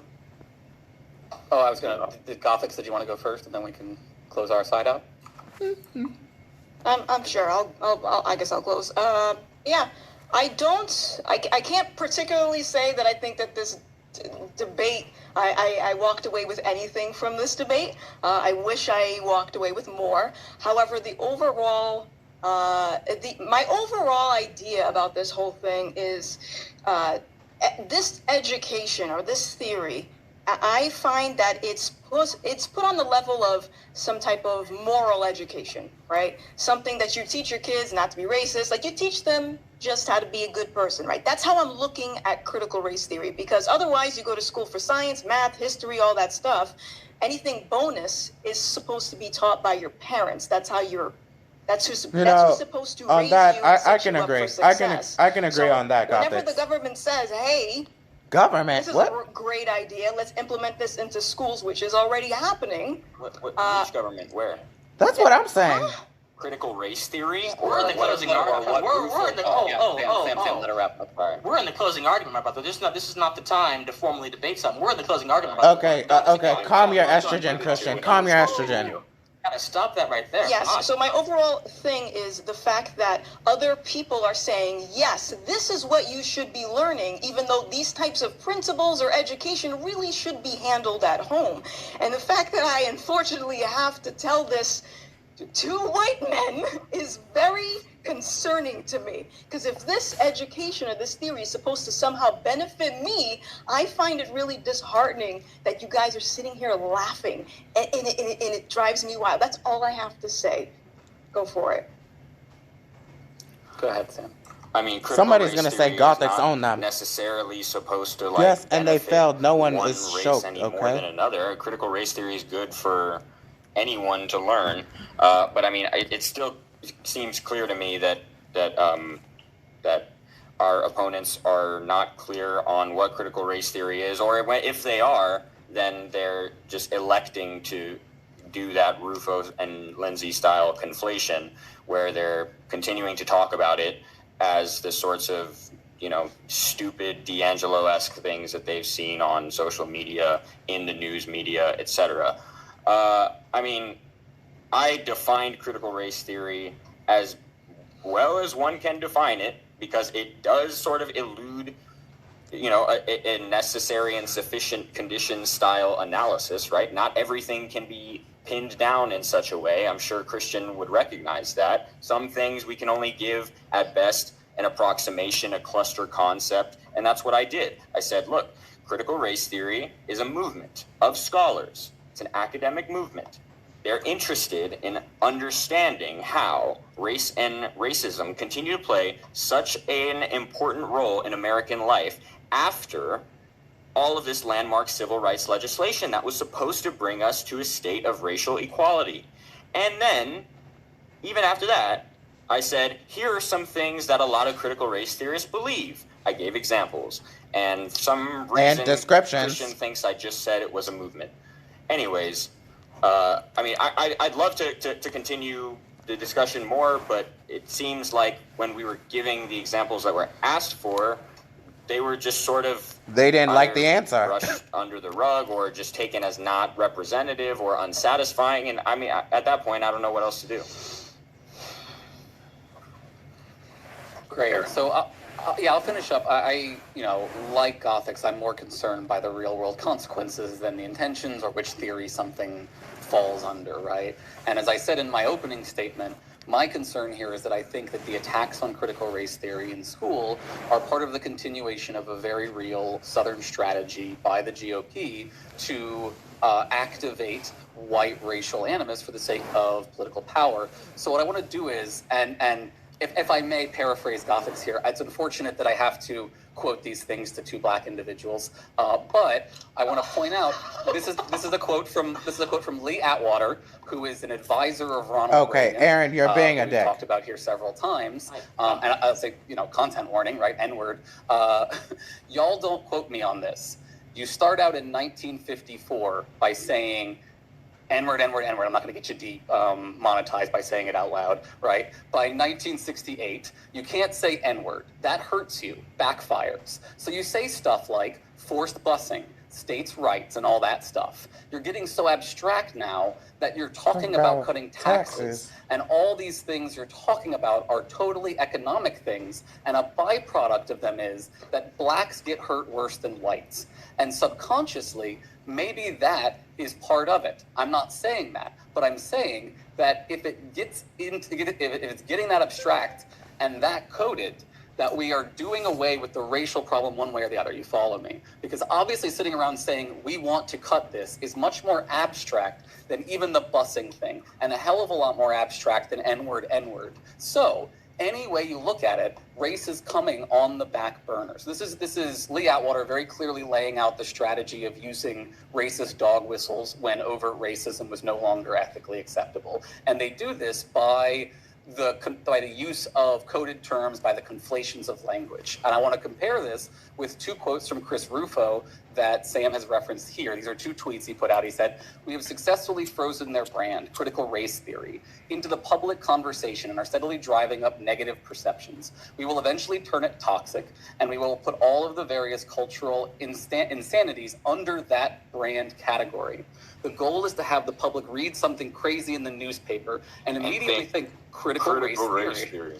Right. We have decodified the term and will recodify it to annex the entire range of cultural constructions that are unpopular with America." So there he is giving the whole game away, explaining that what we're doing here is using coded language to make people afraid of racial progress, of these kinds of issues, without explicitly saying, and this is just my interpretation, right? You can disagree or not, but this is what I'm concerned about. And so I want to share that concern and say, I think the reason that Gothix is confused about what critical race theory is because the critics of critical race theory have deliberately tried to muddy the waters here to make it easier for them to engage in this Southern strategy political agenda. That's not why I'm confused. I'm confused because you guys can't define it. That's just giving my closing I mean, they defined it like multiple times. On a false Like, equivalency, and you're using loaded language rhetorically. You're trying to conflate. I thought we were in closing All right, let's let him do this. Let's let him close it out. Let's do. Okay, I think. more racism and low expectations. What? Is that it? Oh, yeah, Okay. are you done there? Yeah. Okay. Okay. So yeah, to move over to the Q&A, chat can ask questions. I have a few from the super chats that I've seen that we can just ask the panel, and if anyone wants to respond to it in specific. So my question is for Christian and Gothix. Do either of you know what redlining is, and is it still happening? Yes. And, So after you respond, if one of the from the other side wants to respond as well, you can do that. So redlining was a practice back in the 40s, 50s. It was outlawed sometime then as well, in which the government would go ahead and they would quite literally district. Okay, Sam. They would quite literally district black people into particular communities and particular neighborhoods, and it had an impact on, or the theory goes, it had an impact on the amount of wealth they were able to accrue. It was kind of the precursor to a lot of crimes, a lot of things that were associated with black people, which is a part of the entire racist thing. The thing is, redlining has been banned since like 70 so years. There is a department of the United States government that it actively investigates and polices the practices of religious organizations and other organizations to make sure that they're not doing redlining. And I think that it is a poor way. Redlining is oftentimes used to explain why African Americans are sometimes denied loans for houses, and why their credit may not be necessarily entirely good. And of course, this is obviously a very, very, very poor way of trying to explain that. I think that you can explain. No, I mean, no. Okay. I mean, you can explain these things through a much better way than trying to appeal to something that happened about 70 plus years ago. And it is not entirely sure that thing still has an impact on the same things it may have had back then. So I think that the way redlining is what? Oh, sorry. I was just going to ask you, would you agree that there are people alive today who were redlined into their houses? That's not the contention. Yeah, sure, there are people alive today who are redlined long. Impacted by the redlining? No, but no, I didn't say that. I literally said, you're being dishonest here. I literally said that redlining impacted people and put them into communities and it affected their wealth. I never said there was no impact. What I'm saying is that... All right, I'm going to have to take Christian's side on this. Christian, yes, Christian did say that. Today. But Christian did say that, right, Sam. Because they were put into certain neighborhoods back then, have been their financial situation has been restricted. Sam making me defend Christian. Today. So, what is wrong with you, Sam? Some problems are definitely going to be do that. You're and like you just said, you're assuming a universal kind of determinism to redlining. You're assuming that since it had an impact, a very foul impact, I might say, in the 40s and 50s, it must have an impact on the financial health of people who were similarly impacted because they were, by the way they looked. I don't think that's a... First of all, Sam wasn't the one that asked this question. Input on this. I have no input. Christian, I honestly understand Gothix at this point. Like, school systems are more segregated today, or at least as segregated today as they were during That's for different reasons. Well, yeah, because the government and the government, the school superintendents, and the school and the teachers' unions all force minority parents to have their kids within the school district in their zip code. Yes, in Chicago, particularly, this is a problem. When wasn't it the conservatives who fought? No. the school district forced the false equivalencies and the diversions that you're making here. Let me finish my point. My point okay, is this. seriously, let him finish up. Sam does keep interrupting. Somebody in the chat said Sam keeps interrupting. I mean, Aaron keeps interrupting. This is why when school choice was introduced in Chicago, the superintendents of all the school districts and the teachers came out and said this is a bad idea because it undermines public education. Wait. You don't think there's any other reason besides that they wanted to just keep them trapped in the Christian, you never stop talking. We have to get involved at some point. Let me finish my point. I didn't say this was the only reason, but it is a big reason. No, they have a vested stake. The superintendents have a vested stake in keeping kids in public schools because it's their paycheck. Oh yeah, there's many more reasons. Oh yeah, they have a vested stake. Borders on conspiracy theory. We have This is not a conspiracy theory. let's This is not a just conspiracy move on. theory. End it on this one, if we can move on a little bit. Okay, question. My question is, how is prescribing any general experience to a person based purely on how they identify, not creating / supporting a stereotype? I assume this is mostly directed towards the pro CRT side, if you guys want to take it off. Can you repeat it? How did they phrase it? Sure. Yeah. How is prescribing any general my experience bad. to a person based purely on how they identify, Candace. not creating / supporting a stereotype? Okay, so to clarify, what we claimed was groups of individuals are at higher risk of experiencing certain things because of that group membership. We are not saying every individual in that group necessarily experiences that or necessarily has some property because they are a member of that group. These are, right, statistical claims, right? So I just want to clarify that would be essentialism, and we are against essentialism. Right. Okay. Did anyone want to clarify, or are you guys in agreement with that, Christian and Gothix? In agreement with what? Essentialism being bad? No, just we can move on because there's another question directed towards them. Are you concerned, to Sam and Aaron, are you concerned that critical race theory has become like communism on paper and communism in reality due to people using the bastard version?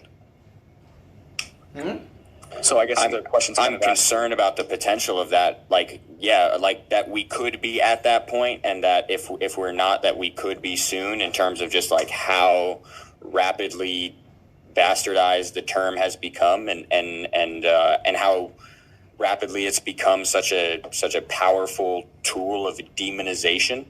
Yeah, I am concerned about that. Yeah. Yeah, and I mean, that quote that I referenced from Atwater, drives at this very concern that, like, it has been a project of conservatism, again, going back to the Civil War, right, to undermine social justice movements in the view of the majority by using whatever term is scary or can be made scary at a given point in time. So whether it's socialism, whether it's communism, whether it's the gay agenda, feminism, cancel culture. And again, in all of these situations, we can talk about specific cases. There are certain legitimate cases of cancel culture, but I also think we can recognize that this is a term that has been weaponized by individuals for political purposes. And I think it's very clear to me that critical race theory has been similarly weaponized. Okay, great. I see two more because questions Dems weren't a part of this. Nah, the Dems were part of this. Was the poverty and segregation that resulted from redlining systematically undone? Because if not, then the problem still persists.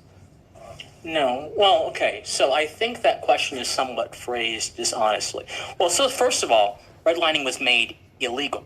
Now, let's talk about the actual impacts. I think that what undid the limitations that were placed upon a lot of Americans by redlining throughout history, I think what undid those limitations was the explosion of the digital era, the explosion of different opportunities that emerged in that place as well, the ability, the increasing upward mobility compared to the 40s and 50s with now statistically. I think that's what, quote unquote, undid the impacts of a lot of that kind of stuff. I don't think there are many African American youth who are necessarily bound to live in a certain community their entire life, even if they're impoverished. I believe the American dream is still it's more possible today than it has been in a long while, because the explosion of opportunities that have taken down gatekeepers. You see, gatekeepers were the issue for a lot of black seeking and poor employment during Jim Crow era and during the era before that, even after that a little bit. Gatekeepers were the issue. In this largely decentralized space that we're in, gatekeeping is no longer a big issue. So I think there have been a cacophony of things, things relating to human, social, and political progress in America that have opened up opportunities for African Americans to succeed and not be bound by the regulations of the past. Great. Another question to the Aaron and Sam side.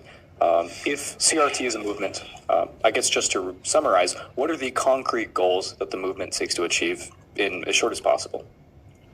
It wants to eliminate racial injustice, and it wants to, most critical race theorists, because they adopt, Crenshaw's imperative of intersectionality, want to eliminate all forms of systematic or institutional injustice that exist, and to achieve a more like sort of fair, egalitarian society.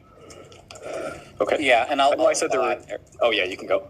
No, I'll add there, I know that there is another sort of boogeyman term on the right, which is equity, and this idea that equity is conflated with radical equality of outcome. I think that was what Carlin was trying to get at earlier. And I think the gulags. I just want to help people understand, in my opinion, equity should not be viewed as this crazy controversial term, right? I think we all want fair outcomes, right? And the debate is just over what counts as a fair outcome, which is an important ethical debate to have. But when you hear people talking about, equity or equity of outcomes, right, they are not saying radical communist equity. They are saying, we want to eliminate the disparity in policing, like we've been talking about. We want to eliminate, wealth disparities that are the result of histories of slavery and marginalization, right? Okay, great. I know I said 2 more questions, but some more super chats popped up. If you have a question, chat, I'm just going to do these next 2, even if you donate more. So these are the final 2 questions because they paid for them. So how is critical race theory not exactly the same Marxist point of view? Swap bourgeoisie for whites and proletariat for minorities. It's still oppressed versus oppressor as primary. Well, for instance, it's not the case that just unilaterally white people hire minorities the way that basically unilaterally the bourgeoisie hires the proletariat under the Marxian framework. That just doesn't make sense. And when you really start to look at it, if you imagine somehow replacing class with race, as if critical race theorists don't also care about class, it really doesn't make any sense whatsoever. You can be a critical race theorist and a Marxist. You could, but there's in no way is just critical race theory at its core just a sort of replacement. No, it doesn't make sense. Yeah, and let me add in there, right? If the question is, why does this theory, method, whatever we want to call it, right, frame everything in terms of oppressor versus oppression, right? It's because it's a theory about oppression, right? It's a theory about power and power dynamics. It's sort of like asking the question, why is this theory of physics about these particles, right? That's what the theory is about. So that's the lens that is being applied there, I think. Also, I want to point out, it does not claim that all white people are oppressors. That's not a claim of critical race theory, that all white people are oppressors. See the importance of nuance, folks? That is a theory. That is a claim that you could find in places like Afro-pessimism, possibly, right? Or a D'Angelo, maybe, yeah. Or maybe a D'Angelo, right? There are people who will. I don't want to, downplay that there are people who, again, misuse these concepts and take them too far and use them too strongly, right? And that those things are bad and should be addressed. Absolutely. It's just that I do not think that they warrant the concern about the communist overtaking of Western civilization that some have made them out to be. Okay. If anyone from the other side wants to make any statements about that, if not, I'll go on to the final question. Just go right ahead. Okay. The final question, again, seems to be directed towards the pro-CRT side. We can try to fix racism, but disparities will still exist. Are we going to make policies based on race to fix these disparities? Isn't this racism? I mean, it's a good question. So I personally don't think that. If you look at the kinds of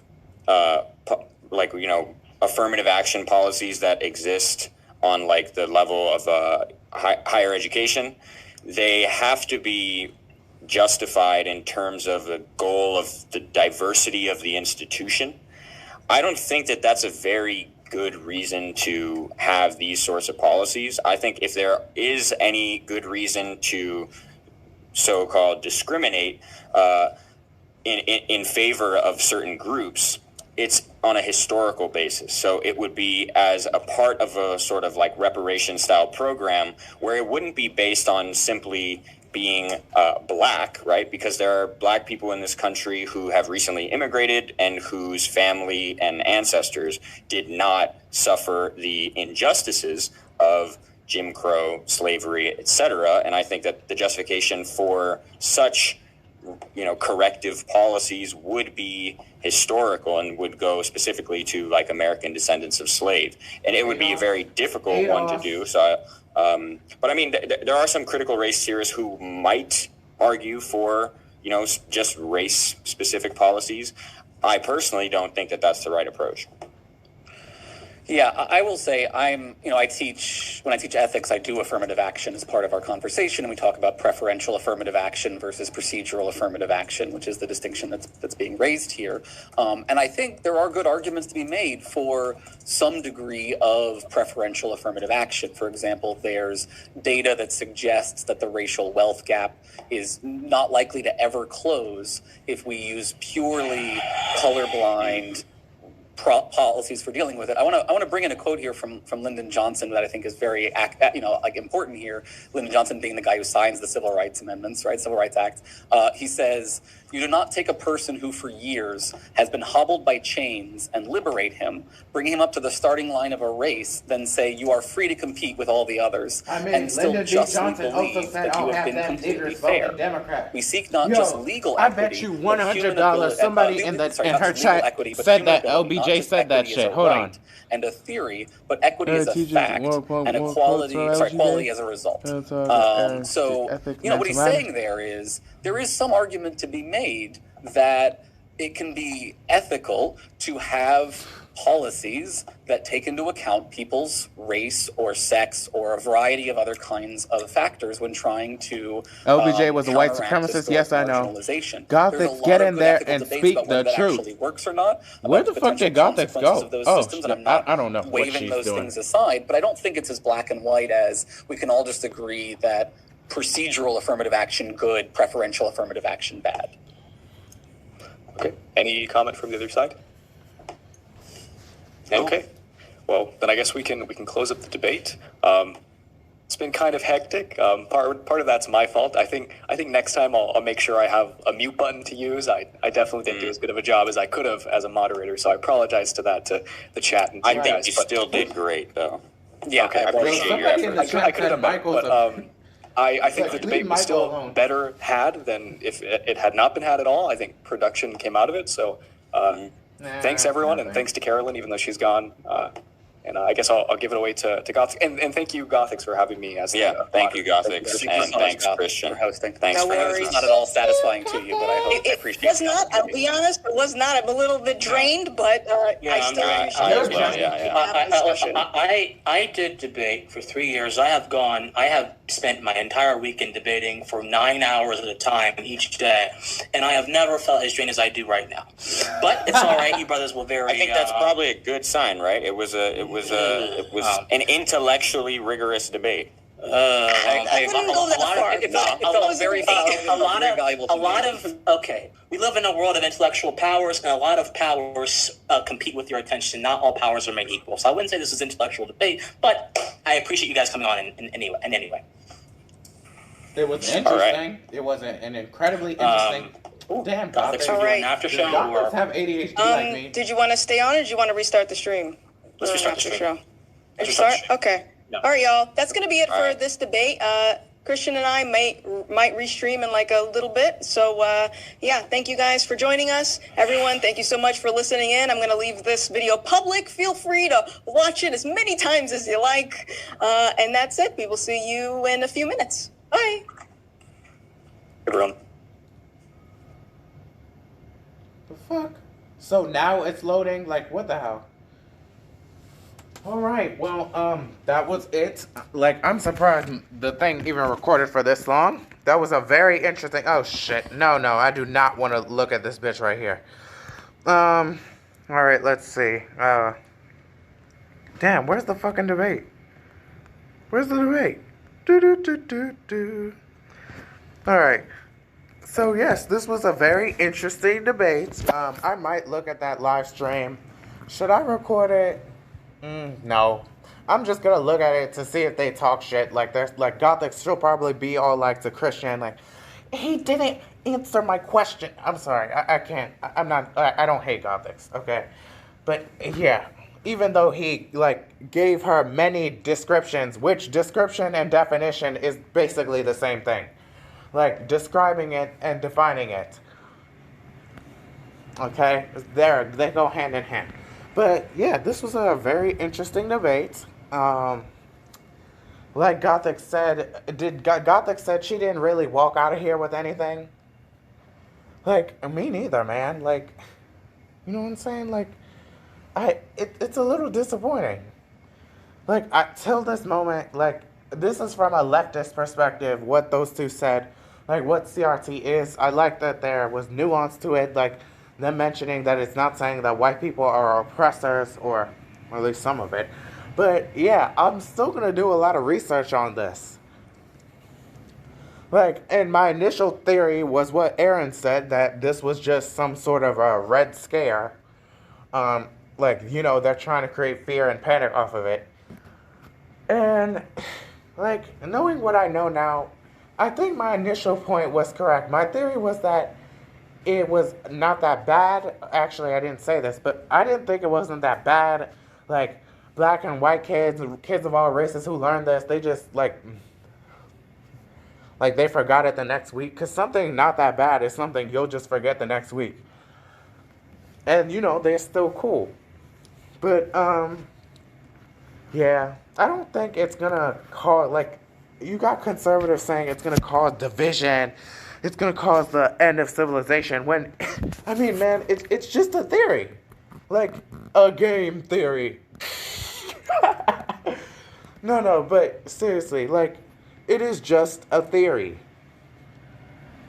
Like, it's not like, as long as people aren't acting on these theories, as long as they're not, like, burning and looting cities or killing people or just doing deranged shit because of these theories, I'll be fine.